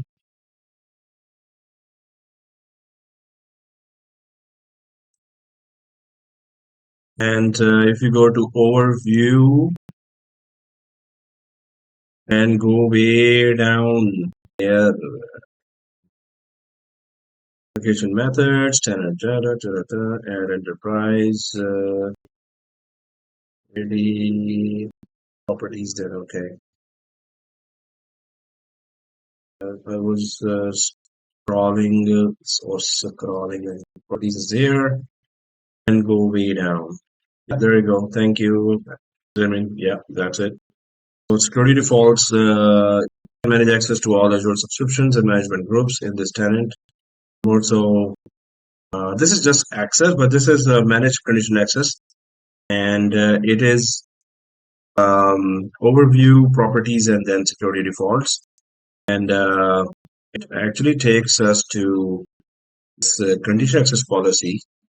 Oh, that is my condition access policy. Security defaults are basic, and so this is it. That's why it's not showing. Okay. So it's not showing at all. Basically, enabled. These recommendations will be automatically enforced. Administrators and users will be better protected from common identity-related attacks. Okay, cool. Thank you. Okay, guys, so this is then properties and overview, and that's good. Let's go ahead, guys. And what we were trying to do here was in protect and secure. And condition access, we talked about that, and we did a lot of labs. We did some scenarios and went through those scenarios as well.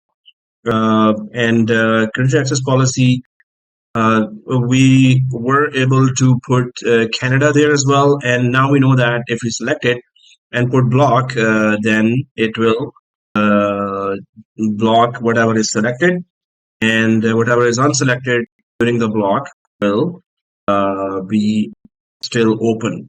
So then once that is understood, then we should be able to come up with more policies there. But yeah, properly, you should be going through all the lab steps and do it. Other than that, there is whatever policies we have created, we can create that. Insights and reporting. Now, obviously, I would need those users to do some other experiments on as well. So I'll just remove this conditional access policy, or actually, I'll just turn it off. As if we are doing some other lab with those users and the restrictions are still there, so we won't be able to do that. Other than that, there is insights and reporting. So for that, you need to have log analytics integration. Log analytics is full. This Azure tenant is not currently enabled to send logs. Whatever log files are there, we can send to log analytics. So log analytics is a separate tool that helps analyze the logs. Logs are that whatever event happened with a timestamp. At that time, this event happened. At that time, this time, that event happened. So, and analytics just analyzes and gives you in a nice, some charts and graphs for you that these are the events happening at that time. So, diagnose and solve problems for conditional access. So, conditional access policy would also have some kind of known issues there. So, all those known issues and their troubleshooting is available here. And then there's name location. Now, one of the classes before, I had mentioned that you have to add here some information about the country or IP ranges. Then you can use those in the policies. So this Canada we also use in the policy. Canada is selected. This means that Canada was selected and I put block, right? But when I opened the browser, the Canada was still selected and I'm acting from Canada. So when I unchecked Windows, when I checked Windows, and it was blocked, it didn't let me log in. When I unchecked Windows, it was blocked. It let me log in while another condition was Canada. So I was logging in from Canada and was added. So this means that if it was blocking because I'm in Canada, then even checking the Windows should not let me in. Right? But that needs to be still checked. That this means that when you add a country or an IP range, just adding does not implement it, or the block works. When you add something in terms of IPs and countries, so block will just then block whatever is other than the information that is added here, right? So when it comes to check marks, checking means block will not block that feature. But when you add countries or IP ranges here, so if you've added other than that will be blocked and this will not be blocked. So it was automatically tested because we did that And when we unchecked the Windows and it was blocked, we was able to log in. The user was able to log in while the user was actually connected from Canada. Unless it didn't get that IP because of incognito mode. Unless it did not know from incognito mode that, hey, was this user logging from Canada or not? This means if from normal mode, anyone of you can test, check the user Windows, which means that, and block uncheck Windows, which means user should be able to log in. Don't use incognito. Use normal mode, then test that. While Canada is still added, this means we're still supposed to not be able to log in because Canada is also added. So you can see that block works in different ways when country and IP range information is there, when something is checked or unchecked. Okay, anyway, let's go ahead and authentication context. So authentication context is used to secure application data and actions in apps like SharePoint and Microsoft Cloud App Security. I told you Cloud App Security already. The list of recommended configurations below provide an overview of all the actions that are required. After configuring them, apply authentication context to cloud apps, SharePoint sites, and other resources. So it is used to secure application data and actions in apps. So authentication context would help to secure application data. Now, if we click the new authentication context, so it says there, configure an authentication context that will be used to protect application data and actions. Use names and descriptions that can be understood by application administrators. So, like trusted location, trusted device, strong authorization. Obviously, how would you protect application? If a user is connecting with multi-factor authentication, if the user is using some security policies or security policies have been successfully implemented on the user's device, if the user using modern authentication, any of those steps that we could take here, so you can just put that in a context that if trusted location is there, in our case it's Canada, and if trusted device is there, that is, if the policies are implemented, modern authentication has been used, and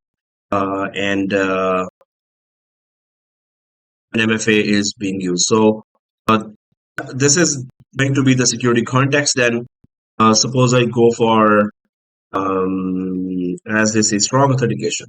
Strong authentication would be a combination of MFA and modern authentication, right? So publish to apps will make the authentication context available for apps to use. Publish once you finish configuring. So have you actually implemented MFA in conditional access policy or not? Then you can just attach this information or tag any application that, hey, that application is using the security authentication context of strong authentication. So authentication context just means that the background, what kind of authentication is being implemented. Then you can actually put there as an information that it's strong authentication, which means, and you can describe there that we have implemented MFA and modern authentication. So this is the description. This is kind of, you're telling everyone that, hey, I've implemented this consensus policy. So the authentication context in which users are connecting is that they are following strong authentication. But this is new. Yeah, you're saying? I don't get the when you are applying restriction and non-restriction. So if you want to apply for restrictions, you select. And Yes. when you don't want to apply the restriction, you uncheck. Yes. Okay, but the Canada was there or checked. For trusted locations, it's different. there is no check uncheck option there, right? So this is just information that condition access policy is using. But yes, I do want to go out of Canada to test that. Or I will have to test with my cousin if he is right now awake. I think he's sleeping. So yeah, you can just keep this and then let. It's just working the opposite way. If Canada is added, a trusted location, because see this name locations when you go. So it says your name locations are used by Azure Active Security Reports to reduce false positives by Azure AD condition access policies. Name locations that are marked trusted or configured in condition access policies cannot be deleted. So the thing is, there you add when you're adding country information, saying, "Hey, I trust this," which means automatically what? Anything other than Canada is not trusted. How do we test it? Um, so somebody's cousin is right now away outside of Canada or friend. We can test it. Right? Okay. So One more thing. Can you show to us deployment through the command shell you were discussing in the beginning? oh Like, man, I have to create that lab.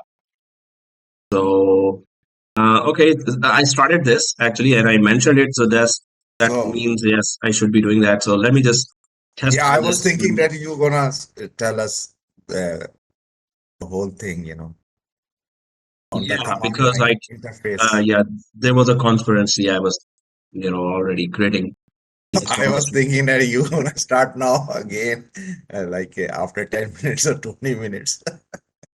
Oh man, so full of negativity. What's wrong with Yeah, you, full man? You had activity. a first or what? What do you eat in breakfast? I just finished breakfast. Oh, okay. So there was something negative you ate there. So anyway, the thing is, yeah, I can start, but let me create that lab properly, and then I will try to do that. Show us the All basic things this. like how you create, how you delete. So we have a little idea when you go for actual lab. Yes. So yeah, it's just like hmm. I was planning that actually at the end of the class, but why not we just get over it and then move Because we forward? want to be an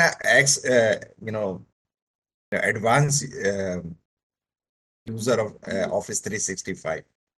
Was? Really? So Is that why that's we what are I here? say. Because if we Okay. don't know the advanced use of 365, it's Man, hard I to agree get a with you. job. Yeah. Yeah, I wish I knew that, but thank you for letting me know that. I'm also attacking you as you're attacking me, but this is all in fun. So yes, my plan was different, but since you're questioning that now, so let me check it out. One thing. So, okay, so here for this is we can use learn.microsoft for PowerShell labs too. This is also the point, but I just wanted to emphasize more that try to go for the PowerShell as much as possible, especially Power CLI. And so I'm on Admin Center here, and there is this Cloud Shell. If I just click that, it's going to start. So it's going to ask for Bash or PowerShell. Right? So my recommendation is go for Bash, which is Power CLI. So Power CLI includes commands for Mac OS and Linux as well. PowerShell is purely Microsoft oriented. So programmers from other languages also use um, CLI more than this. So if we go for comparison with Power CLI and PowerShell, so man, seriously. So I was looking for some kind of table there. So I'll just go for pictures quickly and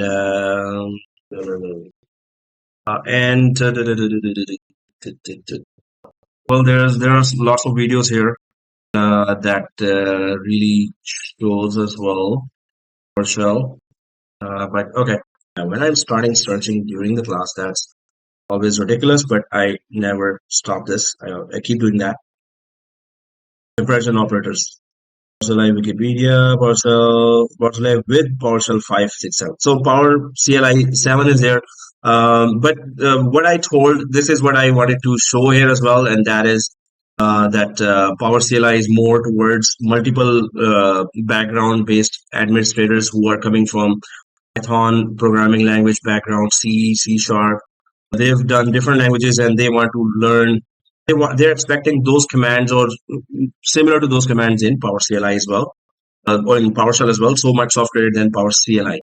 That hey, with different backgrounds. If it's purely Microsoft based, then you can go for PowerShell. But one more thing is that really would push us towards Power CLI, and that is some commands for giving permissions and access are only available in Power CLI.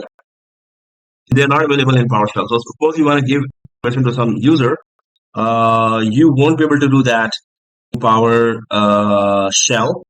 Those commands are not there, and then in fact, that message comes there when you're trying to give a user access to some resource group in Azure. So that message comes that hey, you need to use Power CLI for that. So my suggestion is then try to go for Power CLI. So if you go for Bash here, it's gonna add this. It's gonna create an Azure subscription, and so you have to put a credit card there and then add a subscription, then try to connect with Azure. So if you are willing to do that, credit card. The other thing would be how to connect Power CLI from laptop. You have to click install Power CLI,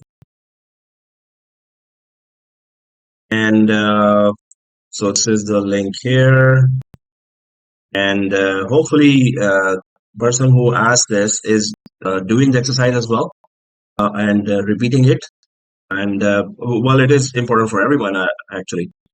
So select product version. So Raza bhai, hopefully you're going to do that too.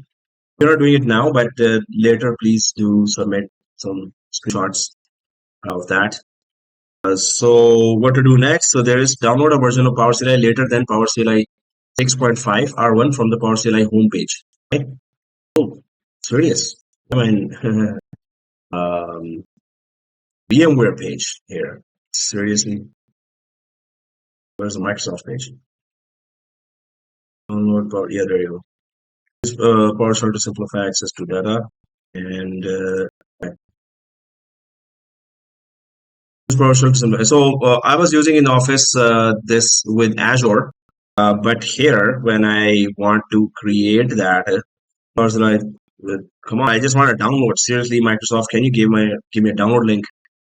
Okay, I'll just put it again here. Download Power CLI. That's why it was VMware Windows. Okay. Install Power CLI. Actually, there's a lot of modules. It only brings us to VMware. This is very VM weird. PowerShell gallery. There you go. So, and there is the manual download here. So this is the link actually. Oh, it's also going for this. Maybe if I put PowerShell version 7, that would give us what we need. PowerShell version 7 instead of CLI. So PowerShell on Windows. There we go. And MSI package. Okay, that. So this is the link. Ignore that link. Ignore free link and follow this.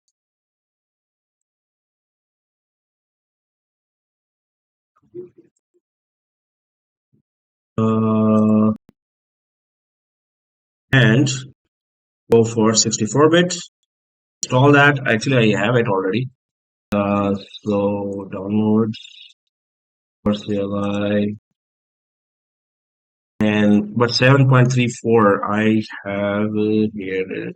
Oh, I did not change it. I'm just gonna click that. It's on my other profile, I think. So it's not showing here. So one, then you install. Oh yeah, I already have it.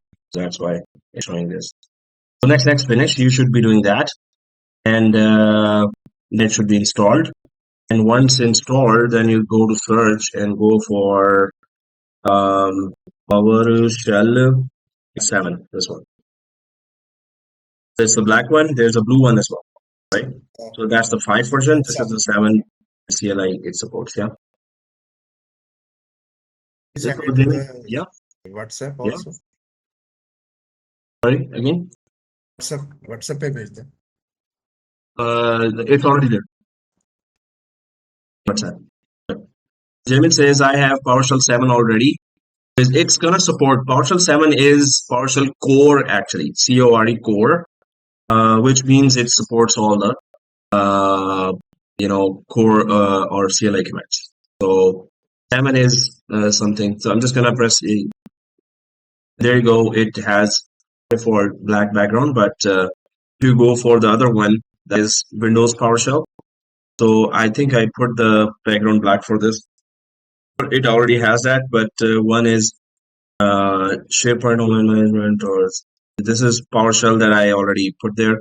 But this is PowerShell 7 that would have more standards there. The best it would work is here on top here, Cloud Shell, but then you have to create a credit card, and then it will create a storage account there in Azure, and then you can start running in Cloud Shell all the commands. Wherever you open this browser, you can open PowerShell, right? Jamin says I have a black one. So that's one thing here. And second thing is, how do we connect to the PowerShell? Okay, are you sure you want to cancel PowerShell? Yes. Okay, because I have it already. That's one. Third thing, I'm just gonna right click and pin it to taskbar. Okay, and put it beside the blue one. This blue one is Windows PowerShell. This is PowerShell Core. We can say CORE Core, and it does support all the latest commands, and it is good for multiple background programmer and admins who are coming from different backgrounds. Also called PowerShell Core, CORE Core. Right? Okay, so that's one thing. Second thing is that's how to connect PowerShell 7 or Core to Microsoft 365 Azure 80. Okay? Then we go for get ENROLL, something like that. I don't remember. Oh, okay. So I'll type here command get ENROLL, something like that. So something like that should work as well. It says it looks like a good syntax. Oh, just kidding. So here, create a. It just gives you right away with PowerShell Core to Microsoft, connect to Microsoft with PowerShell. I'll just put that here. PowerShell Connect to Office step-by-step guide. That is from who? Someone. Anyway, let's just stick to Microsoft. And then go for better. Again, it says Azure Cloud Shell. But when you connect from laptop, so connect with Azure Active Directory PowerShell for Graph module. This is you want to make some resource searches, then you go for that. But we want to go for install the required software first. So this is the other link that you would need. So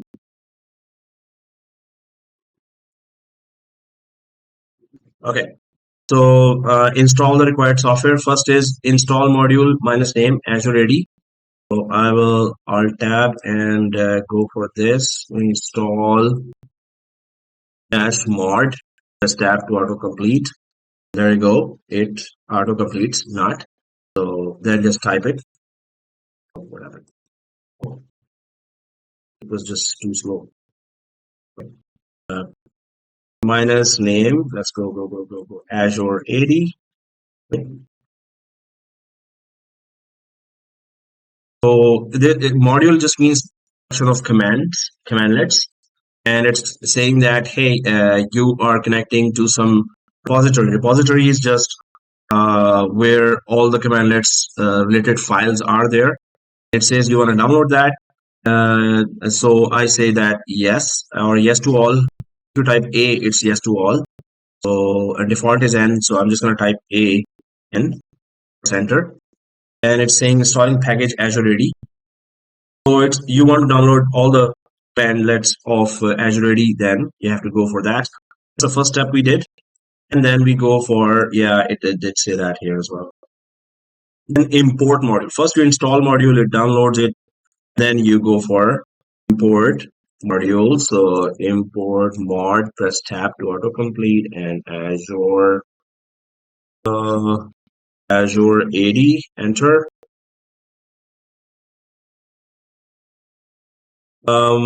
Seems like it is done as well, because no news is good news. That's the PowerShell rule. No news means that there's no red text here, which means error.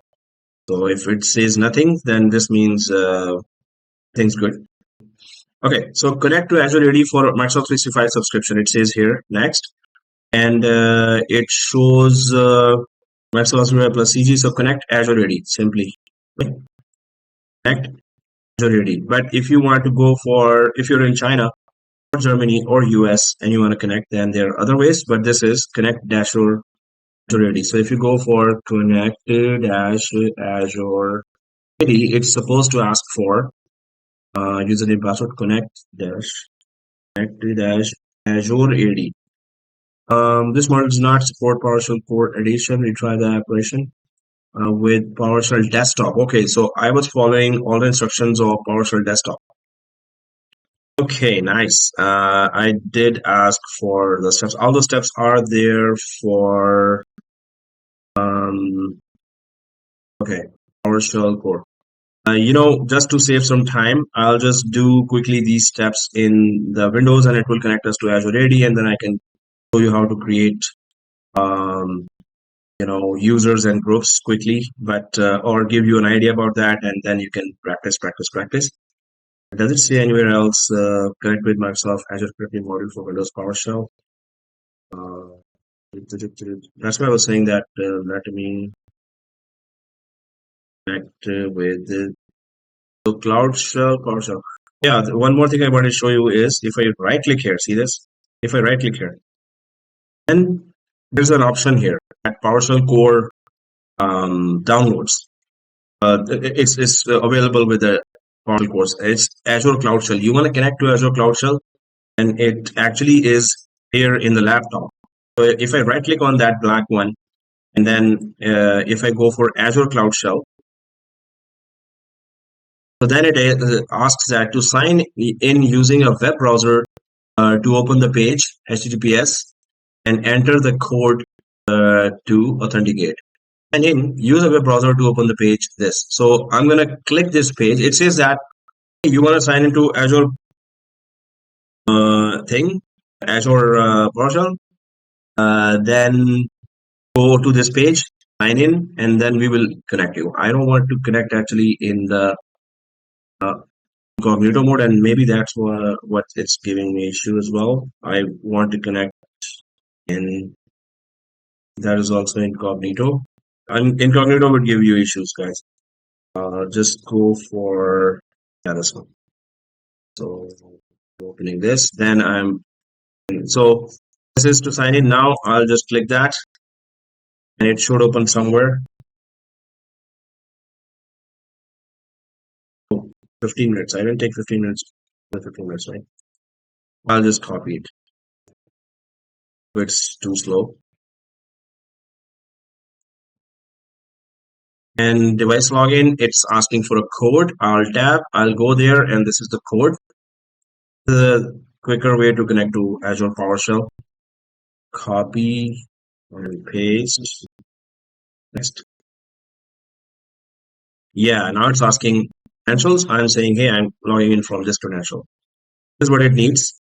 You try to sign into Windows Terminal. It also detects that, oh, you're trying to connect from Windows machine to this account. subscription. So I say yes, continue. Now it says you have signed into the Windows Terminal application on your device. You may now close this window. Thanks. So if I'll tab again, now I am logged in. And now it says that, hey, which tenant you want to connect. Remember that we created a second tenant here as well? A dev tenant in the earlier classes, dev tenant. So I'm going to go for the default, which is supposed to be our production tenant, is 0. So I'm just going to type 0 here and enter. You want to save these connection settings for future logins? I'll say yes. I'll type yes. And you can now close this terminal with Control D or press Enter to restart. Okay, Enter. Let's restart it. Now it's asking again. It has saved the configurations that I've done. Blah blah blah. Please enter N to log in with new account. Enter R to remove the above saved configuration. Kidding me? I think I just said I want to save settings. What's wrong with this? So N to log into a new account. I don't want to log into new account or remove the above saved connection settings. Or 02, sorry, 02. That tenant number 0. Okay, I'll type 0. Set up your Cloud Shell account yet? Just go to set it up. Okay, Cloud Shell. Yeah, I did not actually set up the Cloud Shell. That's why it's saying that, which means that I have to put the credit card again. That's what I was avoiding. So we're back to the same place where we were just trying to write that. So portal dot. Just put that here. It's just taking me again to Cloud Shell. Yeah, it's saying that, man, I want to avoid that. So ultimately, just to save time again, and no, that's why once I prepared, then I start. So I will just simply go for what we were doing, which is let's configure it in PowerShell. Where's that page? Oh yeah, so connect. Let me just quickly connect to PowerShell. Connect 80 PowerShell. Do they will charge us the Yes. per line or per words? No, they charge us. I'm opening the Windows 5 administrator just to show you this. Oh shoot, I'm stuck everywhere. Okay, no, they charge us for storage account. They will create a storage account and then they will start charging us that storage account, having that storage account there. Okay. So okay, guys, the thing is that let me just prepare some commands for that. For Azure PowerShell. Second thing is Windows 5. I have some issues of my own, which is laptop related. All the latest PowerShell for new features and advancement. I'll try. I really want to just when I start something that I just keep trying. So connect Windows PowerShell with Azure AD. Now I'm just gonna go with straightforward. What were the steps there? And okay, yeah, connect Azure ready, confirm.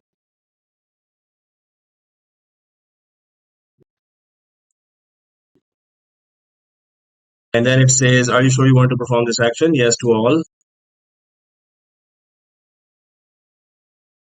So instead of core, I'm connecting to now with Azure Windows PowerShell. We'll run basically PowerShell commanders. So I'll just put the username password here and just finish thing. Now I need a global admin account.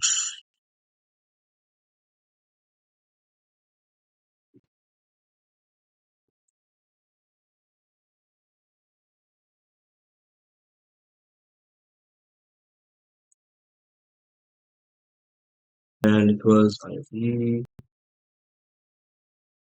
Oh, come on. Okay, now we're inside. And it says, yeah, with environment, it is connected.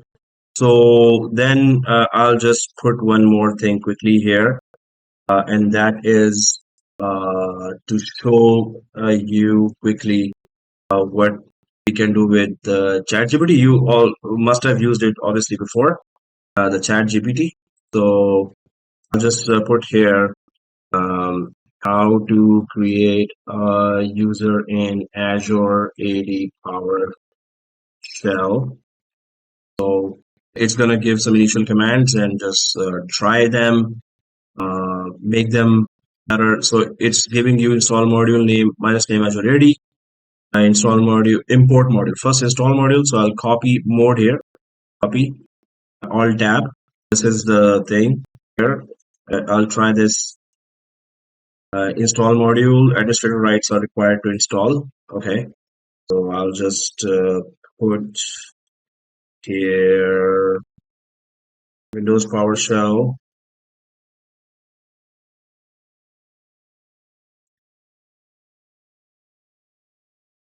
Seriously? Oh, I've opened 4. Just close all and right click from here. Oh, wow, it doesn't give me a administrator.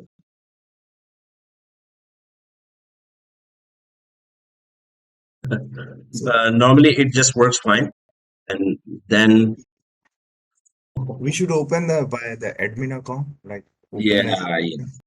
Oh man. Okay, so I have some serious issues with my laptop as well. That's why I was saying that I will prepare. Because I need to do that in a Windows environment. It's pretty easy steps, but it keep us getting stuck with different issues.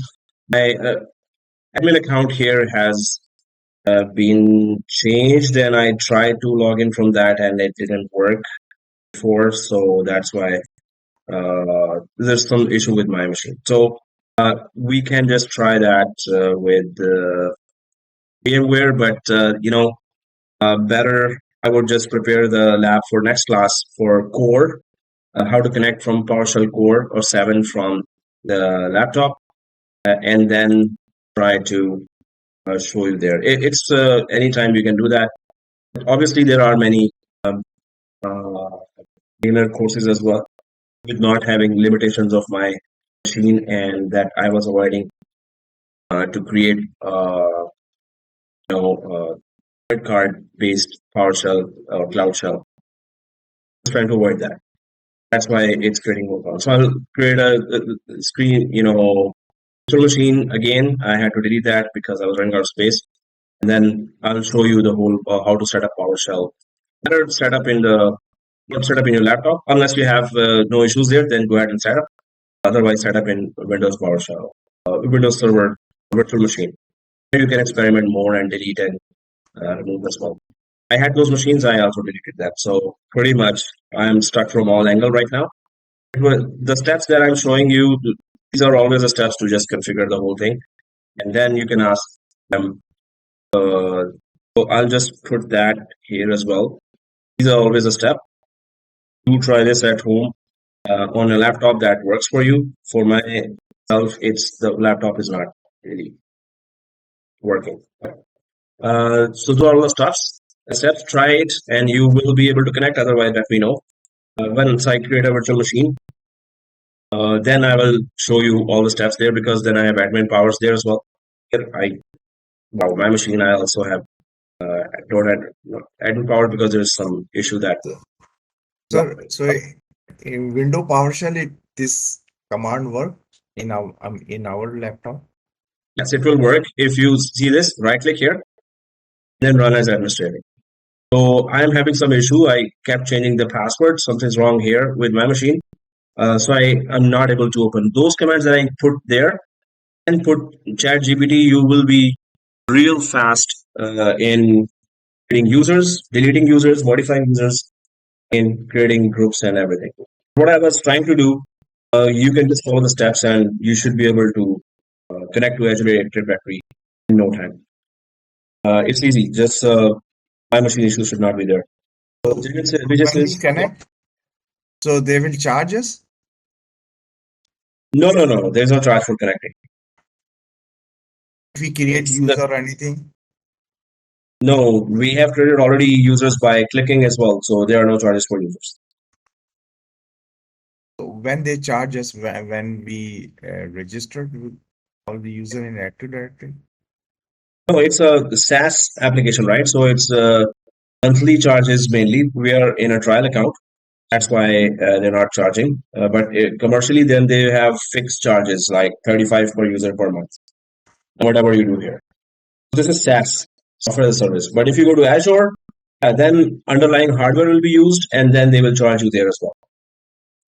Right? So if I, this is a Cloud Shell here. If I go for create an Azure subscription, so then they will say that, hey, why don't you just create a free trial account? I think there is no developer for Azure subscription, or is there? IaaS. This is a developer account, right? I'm connecting from that. Jamin says there is. Oh, there is actually. Kidding me. What I did, guys, I just went on with that PowerShell here, and if Azure IaaS is also available with developer account for 2-3 months, whatever is left now, then we are wow, and we are good. I signed up for 90 days. Oh man, Jamin, you do. That's good. Okay, so I clicked this, then I clicked create subscription. So it took me here to. I was afraid of going there because I don't want to put the credit card again. My credit card is already in so many accounts that I lost trace of. But the developer account has actually trial versions as well, and this is one of the trial versions. Then we're good. I'm gonna go again to Cloud Shell and bash. Oh, it's saying create subscription. Oh, it says, yeah, you have to create subscription first. I understand that. I'll go back here and I need to create a subscription first, right? So I'll just close this and there's a subscription. Hey man, subscription asks for credit card. Add. Free trial. Not eligible for this offer. You're not eligible for this offer. You're not eligible for this offer. So students, pay as you go. Not even eligible for pay as you go. You don't want me to check eligibility. Select For a offer. student, we cannot select. No, even first one. With developer, I'm not able to select all three, but if I go to this all offers, only one is this Azure in open. Purchase Microsoft Azure services from your partner. There was pay as you go dev tests. Check eligibility. Not eligible. I'm not able to use any of this. Select offer. I don't want to connect to my partner. I don't have a private company with a partner. It's giving me. So you for your current account is not supported type. Personal account. Now, maybe I mean you have logged in, signed in for IaaS as well. Wow, amazing. Yes, when we start the Azure course, then we will have to start this. We have to go here as well and create subscription, but right now it's not letting me create subscription with a developer account. So it's yes, IaaS. Okay, so Jamin has, but somehow I'm not having it. And so guys, yeah, this laptop environment is not something that I can create this. So I'm gonna again install Windows Server 19 here. Then I'll show you in next class a lot of PowerShell related stuff and some basic commands to work with. It's not difficult. Even if you Google it or YouTube it, everyone is showing that with all the steps. Millions of videos are there for PowerShell beginners, right? But my laptop and this subscription is really stopping me from doing that. So I will be installing virtual machine, but we still have a ready PowerShell environment with us. So whatever in future we are doing, we'll try to select a PowerShell alternative as well for this, right? So for that, my suggestion is have that Windows Server 19 available. I will install today and download today, and I will make it ready for PowerShell for next classes. NK. Jimmy says, I will share the details later for Azure subscription that I used. I forgot at work. Okay, sure, no problem. So guys, let's continue what we were doing. Sorry, I think I took like a lot of time for this. But yes, we should be passionate about PowerShell. Use PowerShell crazily everywhere. Be a PowerShell addict and be a crazy person using PowerShell, right? And One more okay, thing, what is scripting? Is scripting when you have so suppose I click this, I want to create 20 groups here. I will create new group. I'll go for one group and then configure it. Then second and third and fourth. Scripting is that you create a set of code here that if I want to create whatever number of groups and want to select whatever number of users from a CSV file. So it will take me like 1 hour, 2 hours to create 20 groups with a lot of customized selections. So it will take me creating a script is time, but once it is created, then whenever you use it in a minute, it just creates 20 groups or 30, 2,000 users, or huge task could be done in minutes once you create a script. So you create a code for that, and so see this example of a script. A session as a service principle. So this is a full script with a lot of code, and we have to then understand that what does dollar sign means and what does this type sign here means. So all that needs to be known. Okay? Then you create a script. Typical script looks like this. Connect a session as a no, not service principle.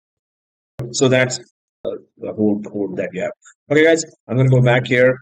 But yes, run multiple commands at once. So we'll be configuring.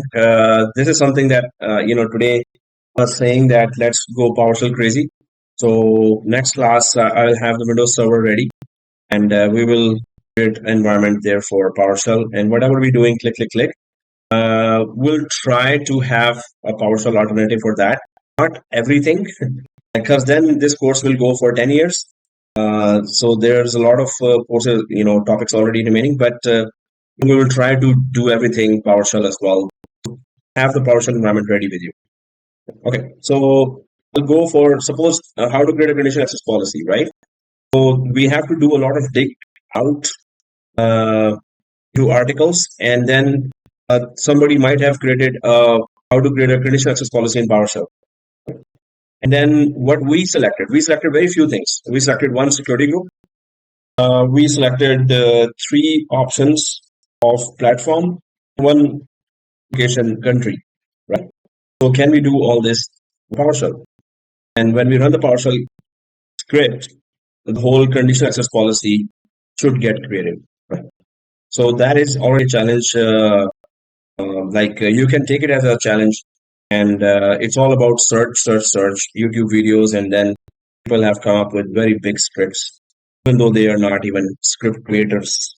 Whatever is out there, use it to your advantage. NK. That would be one use case. Authentication methods we have talked about.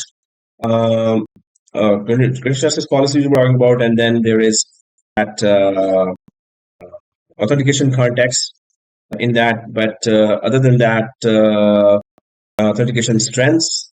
So, what kind of authentication are you trying to go for? So, authentication strengths determine the combination of authentication methods that can be used. So, if you go for authentication strength, so what do you want to use, and did you purchase it from some company? Auto2 security key or Windows Hello for Business. Windows Hello for Business lets you use pins. It also lets you use face login, fingerprint login, right? So face ID or fingerprint ID, Windows Hello. So what kind of authentications combination are you using? Phishing resistance, resistant fail. You have to do your homework. What exactly are all these? Microsoft Authenticator, phone sign-in. We regularly use that, right? Suppose you select that. Okay, Windows Hello we are using. We will be using, or our authentication will be that strong. And phone sign-in, we are also using then temporary access pass, time use, it goes on and on, right? Now, for voice as well, federated multi-factor, and software OAuth token. So there are so many types of authentication combination that could make your user authentication more secure. So what we do in our company, we use Windows Hello. We do not allow Face ID and fingerprint ID. We allow them to use pins and also multi-factor authentication and phone. So Windows Hello and phone login. So yeah, pin and phone login to Phone use means the texting. from text. The code comes and you put the code.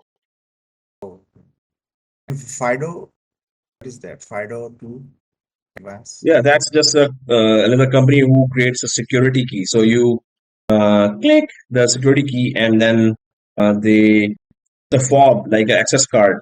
You're connecting with a laptop. You can have a card that you can tap.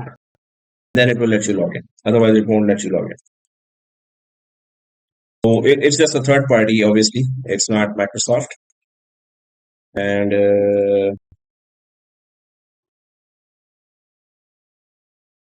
images, yeah, it's like this. And it's USB. You put it inside, and then it will let you log in. It will detect that code that will only be assigned or attached to your user. You have to have their software synchronized with Microsoft 365, and some user information will be installed in this key. You put that key, then they will know that it's you. Otherwise, they won't let you log in. So what is the advanced feature right now to log in? This is very good. Otherwise, different companies are using different strategies. As I said, our company, we're just using Windows Hello, PIN, and then we're using multi-factor. So other than that, yeah, if you want to go for Face ID, fingerprint ID, any one of those plus multi-factor authentication. So it's gonna make the user obviously annoyed, but you can go for fingerprint ID plus multi-factor and put the PIN as well. 3 ways. So yeah, maybe in banks, I don't see in bank also they go factor authentication. You can add many factors. Hey, do this, then do this, then do that. Then you can log in. So you want to make your user's life easier or more difficult, but not compromising on security. It all depends on that. Right? So authentication strength, you can configure it by selecting, but I don't want to in my training environment any difficult. We already have MFA configured, so it's already strong for us. But if you have third Phishing party, means then we go. what is the means of phishing? Phishing is you get a license from Canadian Tire. Oh, just kidding. Okay.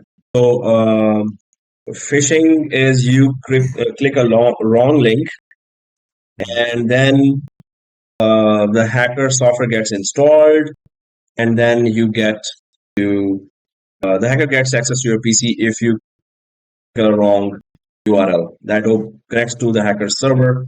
Then your computer is hacked. So phishing attacks is like that. We end users are like fish. We take the bait, then we're caught. That's what hacker sends the URL. You click it. That's all. You're hacked. So phishing. Okay, guys. So classic properties. We don't want to go with that. It's classic. So this means the old policies, which are going to be not continuous anymore. Also, sign-in logs. Conditional access policy then gives sign-in logs. This is something very important. Obviously, it tells you where are you logging in from. I'm logging in from Etobicoke, so it's spot on. It's exactly the place where it's been always accurate. I've seen that very few times it was not accurate in terms of the area. Otherwise, it was good. So, and audit logs, sign-in logs. Whoever signed in from conditional access policy was able to sign in or not. So you should. So failures are there, right? So audit logs. There's a failure application management. So you should try to check that what was the cause of failure, what happened there. Core directory. We were trying to connect from PowerShell core, I think. So that's what it's reporting there. Yeah, we failed. So other than that, you can try to look for sign logs and error logs when there's some kind of suspicious activity going on. Always check for that. And then authentication methods, password reset. So password reset, yes, you should be able to reset your passwords. And we already actually went through this in the users area as well. So I'm gonna just move on to identity governance, entitlement management. They were thinking of breaking a record of creating, this title, which should be longer than 50 words, but they couldn't make it. So they just, subside to entitlement management. That is pretty long already. So, and you can try to say it faster. Just kidding. So, entitlement management is that governance. So, first of all, this is identity governance. We have to go for. No, correct. I just read that. So, okay, Jamin, then I will ask you that how to connect to Azure. But that Azure course is also coming. So, I crazily put a lot of courses here. I forgot to put Linux and AWS and all the other courses in the 20-in-1 series here. But when we start Azure, then we would need that. But right now, yes, Cloud Shell, we do need that with Cloud Shell as well. Okay. So guys, governance is, I had to do 2 projects there for governance. And this is something that every company would be interested to know. What do you know about identity governance? And so identity governance is users and passwords and then access to critical resources has to be governed, managed, and put into some kind of control. So which user is logging in to which resource, for how long, and why? So identity governance is sometimes there are so many questions coming in the interview for this because obviously every company is interested in identity governance. So which user is connecting to which user resource for how long and why? Does this user still needs access to that resource after a certain time is passed? So you have to answer all these questions, and you have to put some controls on all the users. And so this is something that you have to go through and check. So Jimmy says that is it a reporting thing or any configuration? So there are configurations here, and we have to configure access reviews for many of the security groups. And there is a very important thing coming, which is PIM, privileged identity management. So PIM is very, very critical, which is privileged identity.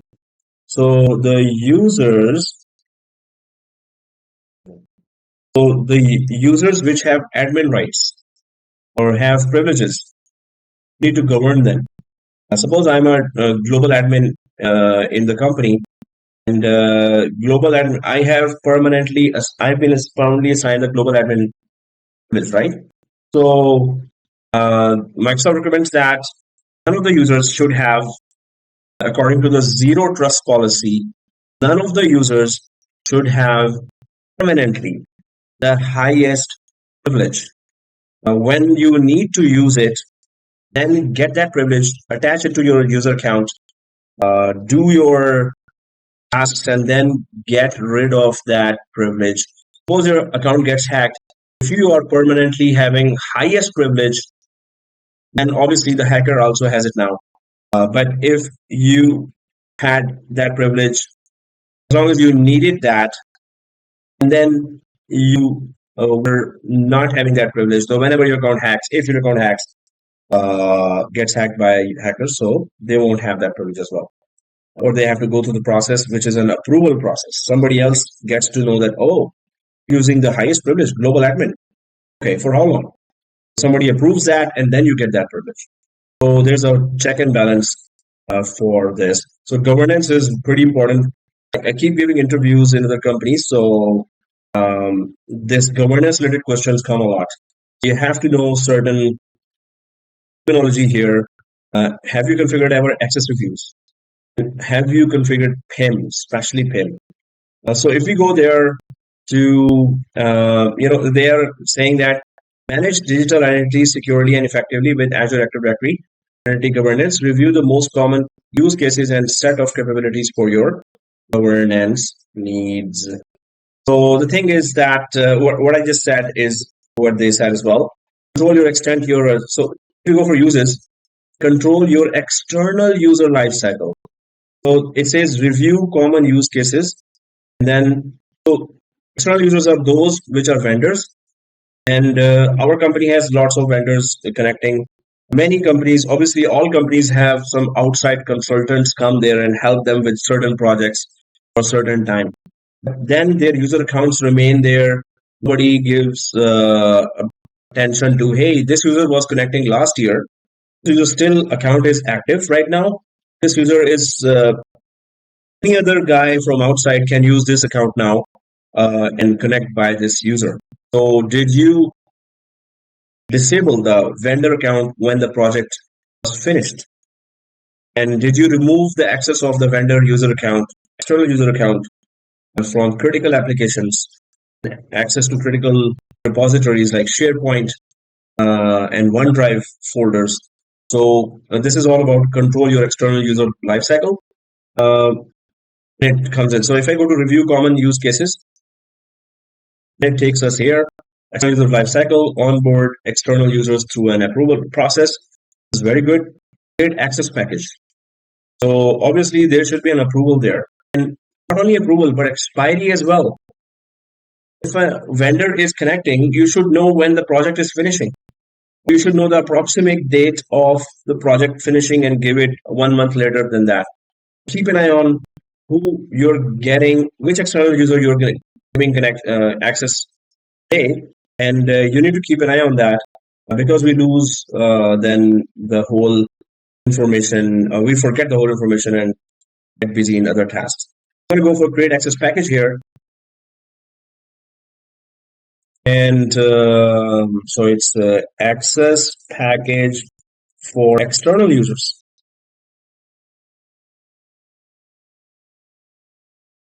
I put anything else in description, but they say put something. And then there is a catalog general. So there's no catalog created. Suppose there's a create new catalog. If I click that, you can just create some categories as well. At technical consultants and enable use for. You want to tag them right in category. There is description. Oh, I have to put some description there. Consultants which are doing IT consultants maybe. Consultants. Maybe there are real estate. This is a real estate company. So real estate consultants also come, or this education institute. So visiting professors also come. You can just name it anything and categorize it. You put a category there, and then you can choose a category that this access package is for technical consultants. And then resource roles. So add different resources to this access package. What applications, SharePoint sites, groups and teams the external user will be part of, right? And obviously if they say that, hey, how long will that person remain there, then automatically kick that user out, right? So if I click that request, so for users in your directory, for users not in your directory, obviously when you invite some user, that user is a guest account, right? So for users in my directory, specific users or group, all members excluding guests, all users including guests. So if I go for specific users, then we would have created a security group for all the external users separately. So that security group we can give here or I can go for all users, including guests, because I don't have a security group. This is the best thing to do. Have a security group with that for the external users separately, and give only that security group. And approval, require approval. Yes, want to require approval. Require requester justification. A vendor is trying to access your application. The vendor has to justify, give a reason why he or she is connecting to your application. So yes, let him or her justification to access company applications. How many stages that vendor has to go through?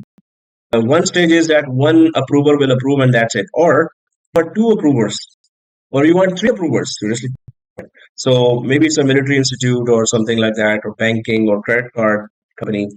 So 3 approvers can go. All of the approvers will check who is this, what qualification he or she has. Is he or she suitable for our project? So the 3 approvers will check that. Anyway, manager as approval, whoever is the manager of IT department, or you want to fall back.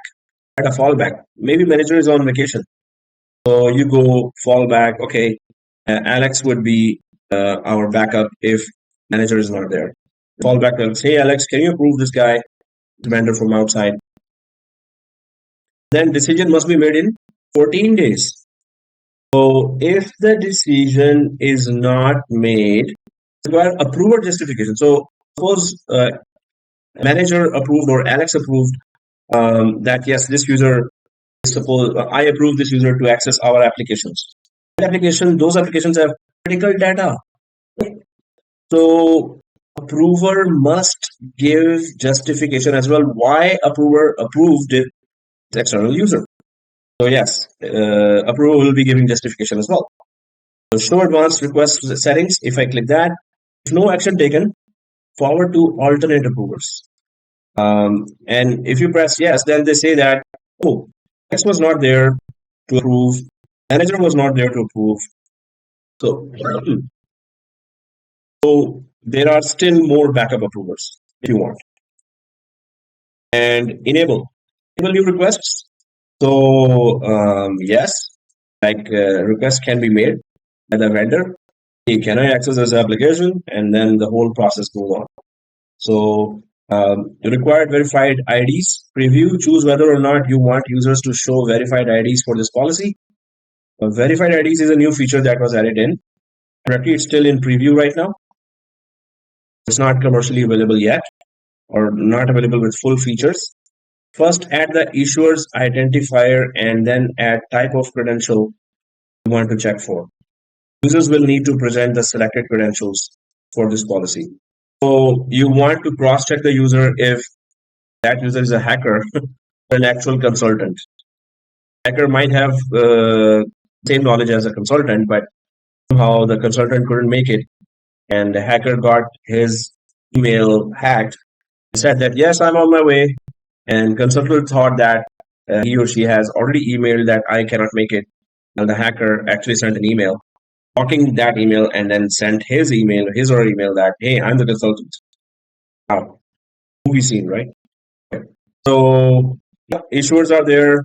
The verified identity, you can verify the identity as well. Enable new requests. Okay. Good. So I'm going to go ahead. Requester information. Then you can enter questions.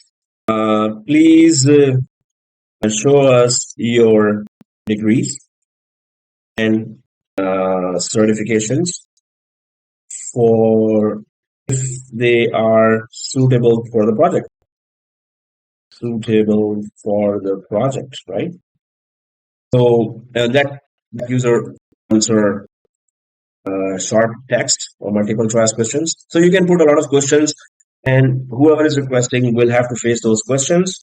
And will you be taking me to free lunch every Friday at 12 p.m.? So that's also a critical security question. And if he or she says no, then no way is that person getting connected. I'm just kidding here. Okay. Samosa party, yeah. So will you be able to bring samosas, deliver samosas to my home all the time? So you can put that question as well. Anyway, obviously these questions will be professional questions. And so it's on preview, I guess, pattern that we have to check that. You can put a lot of questions here. Questionnaires should be, according to the answer, you can approve. Life cycle, we go there. So access package assignments expire. So it says here that those applications that the user will be given access to for how many days or access package will expire or not. So you can say never if it never expires, or number of days, 365 days. After 1 year, user will not have access to those applications. Or maybe the project is for 2 years, 3 years. Put that number here if you want the project to expire automatically. Users can request specific time. Yes. And specific time to, I'm going to be here for 2 weeks for the project, or I'm going to be here for 6 months. Advanced expiration settings. So again, allow users to extend access. So even a vendor can extend the access that, hey, I need more time to finish the project. So you want the vendor to have access, up to you. I'm putting it no. Require approval to broad extension. So if the vendor outer consultant want extension, do you want? So if you press yes, then it is enabled. Otherwise, both options are no. Access review. Access review is important, and this is another. Access review is a separate, feature as well. It's part of this whole package. With access review, so should this user still have access to those applications, and you can review that access every 6 months, quarterly, every 3 months, or monthly or biannually every 6 months. So every 3 months you want to access, do you want to review that, hey, this user has access to our most critical applications. Yeah, he's okay. Let him, I'll approve that this user should still have access to those applications. He's doing a very good job. Or, oh, no, he's not doing a very good job. Or the project is finished already. Why is this user still, at least this user is still accessing access to those applications? So you can just deny or approve as well. So access review is very good. I have configured access review for 35 security groups, critical security groups in my organization. So, and every year we go through that list, and then we check that which user is supposed to be still in the security group, which user is not supposed to be in the security group. Right. So duration 25 days, reviewers, self-review, or specific reviewers. Who will review the access of that external user? So you then assign some reviewers as well. Now I'll just add some user. Suppose she's supposed to be viewing the access of the user to specific applications. So you see that it's a proper governance going on here, and there are reviewers that will review or always review your access. Do you still need access to these applications or not? Right. So yeah, security admin can review as well. Show advanced access reviews. So that would, and if reviewers don't respond, no change or remove access, nobody responded to the review, then remove access or not, or take recommendations or no change. Just keep this access given to that user because if nobody responds, so up to you.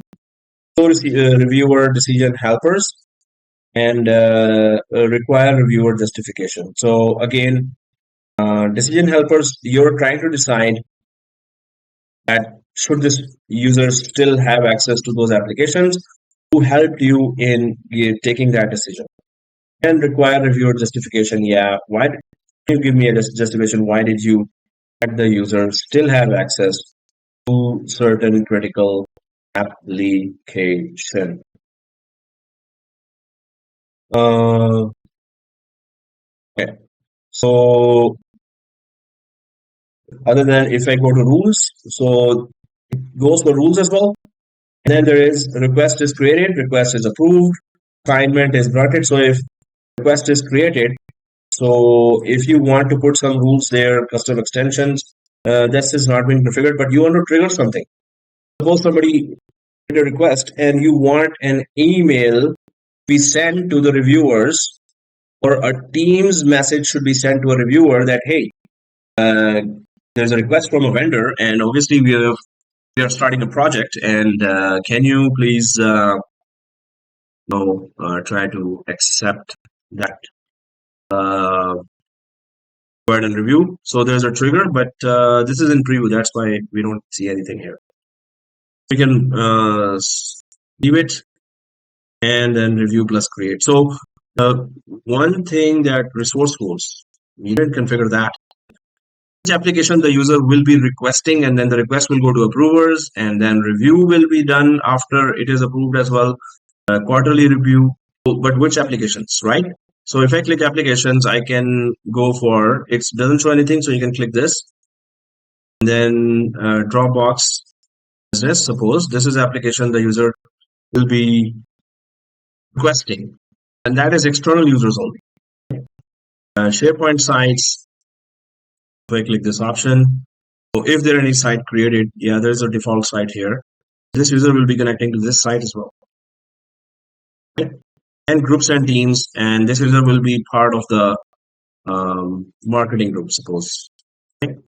We've added all types of applications and resources, and then what kind of role it will be, a user or some admin role, application site members for SharePoint site, and member of marketing department. So these are the applications for which the vendor will be requesting. The request will go to the reviewer, and then reviewers will approve. They will post some questions here, and then whole life cycle of does the access expire, and what about the access review? Do you still need to give access to those guys these applications? And then some rules which are still in preview, but you see that it's a pretty extensive governance process for giving someone access and keeping an eye on that user. Like, hey, we gave you access, it's not permanent. I mean, we're going to keep reviewing it if you still need to have access to that or not. And this has been happening in many companies, and still it's happening. Once a user is added to some critical application, and then admins forget to remove that user, and that user is permanently there, added, unless someone points out, hey, why is this there? There should be a process for that, right? And continuous reviews should be done. Who has access to critical applications? So this is that process. Okay? I'm going to click create here.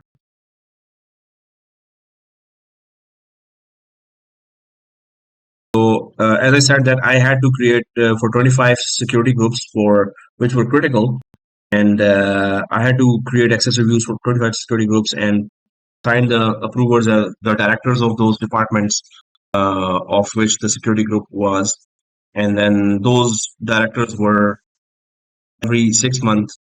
They are getting emails, and sometimes they forget. Then I remind them as well. Hey, there's an email. Can you just review that? This security group has these 20 members. Should I remove anyone from there or not? Excuse So me. that's it. Yeah. No question. Is there any way you can set in the beginning, like whenever this user has the days is expired, get the SMS and the email right away. So you know that, oh, I got a SMS. This user is his access is expired now. You can take a prompt action. So, is there any way we can That's select a those? very good thing, and I really, really wish, as I am really suffering with that, and I think this trigger, which is in preview right now, is something that would trigger. I mean, there was a rule here, right? But no, right now I didn't find anything there that would tell that time is done. We can put expire, and at the start we can check that we can ask, hey, how long are you there? This project is 1 year. Okay, 1 year. But then you have to keep an eye on, maybe the project got extended to 1.5 years. Then you have to come back to the policy and they have to review it. But at the start, there is something. In the middle, there are reviews. Then we check that should this user be there or not. But yes, we can automatically expire it at the end of the year, provided that we were looking at it and it did end at the year. Sometimes projects do extend, but if we forgot to do that, the user will be removed the access of, have no access to the applications, while he or she might be doing some very critical work. So yeah, at the start and in the middle, that's why there are checks there. And yes, there is expiry there. If we stick to that, it will expire at the end of the year, and those emails will come to us. But we have to keep an eye. It's kind of more manual process, as we don't know when the project timing changes, and project timing do change a lot in companies. So being strict on that would actually be disruptive more than constructive. So yeah, at the end of the project, I wish that people could let us know, because I didn't configure expire as well, and the higher management also did not agree with that. It expired because we have seen, actually, our majority of the projects had extension. None of them finished on time. One legit reason or another. So then we cannot be strict here as well, unless we are really on top of it. Okay. So access packages there, and then catalogs we were creating already. So we created one technical consultant catalog. You can just keep, it's a hospital, go for nurses, go for doctors, and then patient records. You can create many categories here, and then you can assign it to the access packages there. Connected organizations. So if you are connected with some other domain, right, like we connected with Dropbox, but that's just a file upload service. This is, you're connected with some other organizations, and their users are connecting to you. So then you want to govern them. Hey, what are you doing access here? Or why did the user of that organization access to our critical folder? So then you can set up that too. Let me check that if they've changed anything other than this. So if I go for directory plus domain, so add directory plus domain, and add an external Azure Active Directory by typing one of its domain name. Wow. So if you have another company who also have Microsoft 365 services, or you have a company with Google G Suite, or you have a company AWS, yes, if there's a connectivity with their domain, then it will appear here. So if they are already connected, that domain is connected to this domain, then only it will appear, and then you can put some governance rules here as well. So very, very critical, either with that domain or for the internal employees or for external employees, as we just configured now for external. Reports. Entitlement management. As we were talking about the longest name in the of history. So access packages for a user, and entitlement. Who has been entitled for a higher privilege? So managing those guys. Right. So no access package to display. Access package for a user. Resource assignments for a user. Entitlement just means that a user was entitled to connect to SharePoint. User was entitled to connect to Teams, that security group, or this security group. So all that information is there or not. Select user, suppose it's Adele, and the user is added there. So what are the access packages Adele has access to, or was added to which access packages? That is the information that it will be supposed to say there. So it's just a report more than anything else, nothing to configure. Yeah, it says report, seriously. And then settings here. So manage the lifecycle of external users. Select what happens when an external user who was added to your directory through an access package request loses their last assignment to any access package. So, well, this is all. If I click edit, then it shows me external user from signing into this directory. So, what happens when an external user who was added to your directory through an access package request loses their last assignment to any access package? So, because of access package expiration, the user has no access, or the access package has expired and you want to block at that time. As soon as the expiry is done for the package, whatever expiry date you put there, so should you block the user right away or not? You click no, even after expiry, user has access. Click yes, yes, user will be, and remove external user. Wow, this is something where we can actually really implement. You know what? I'm just going through this feature. I've gone before to this feature before as well, way back. Now, I'm gonna check that option my company because there's so many vendors coming to us. There are so many that have left, and we have to track back. So this is that thing that will be disruptive if the project is still going on. Otherwise, very good if the user was actually gone and the user should be automatically blocked. This is that thing which is very useful. Number of days before removing external user from this directory. Wow. We have in our company, there's a policy that we don't delete permanently any user, and their OneDrive and email are saved for last 7 years or 5 years. So, so it's up to you that you just want to block or you want to remove as well. I would block, but not remove. Delegate entitlement management, then catalog creators, add catalog creators. For only global administrators and user administrators can create and manage catalogs. So you don't want to delegate that to users. Administrators should be doing that. Opt-in preview feature. So you don't want to check new features. Oh, there's a cool feature. But this is very important. If you put expiry date, you want to be done with the user when the package expires. Block. But if just visit it again and extend the time of the expiration, if the project extended, you have to keep an eye on that. Or someone from the project should be telling you, hey, our project has extended. So it's all about awareness, communication, and who remembered at what time the correct thing. So I would definitely block as the project expires. But then we have to keep an eye on that. We have to spread awareness to the project managers that this user will have no access after this date. Unless you want to extend, let us know. We should put that, then it should work fine. Guys, we're going to continue in next class next week as well. And we have a few things here. And PIM is very important.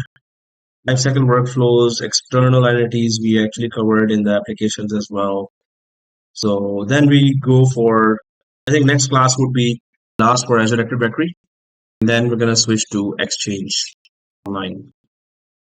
Guys, so have a nice weekend. See you again next class.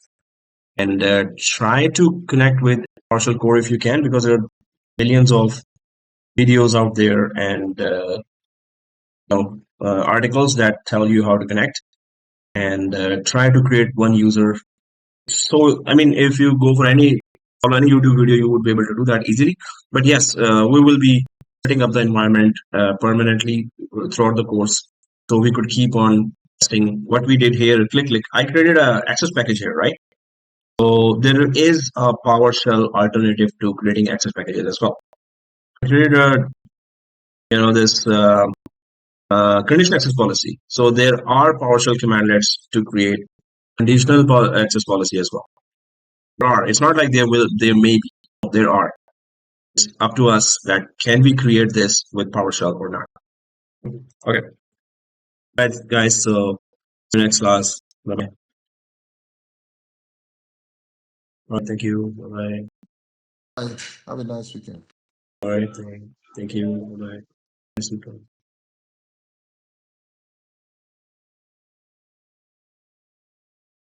All right, thank you. Bye.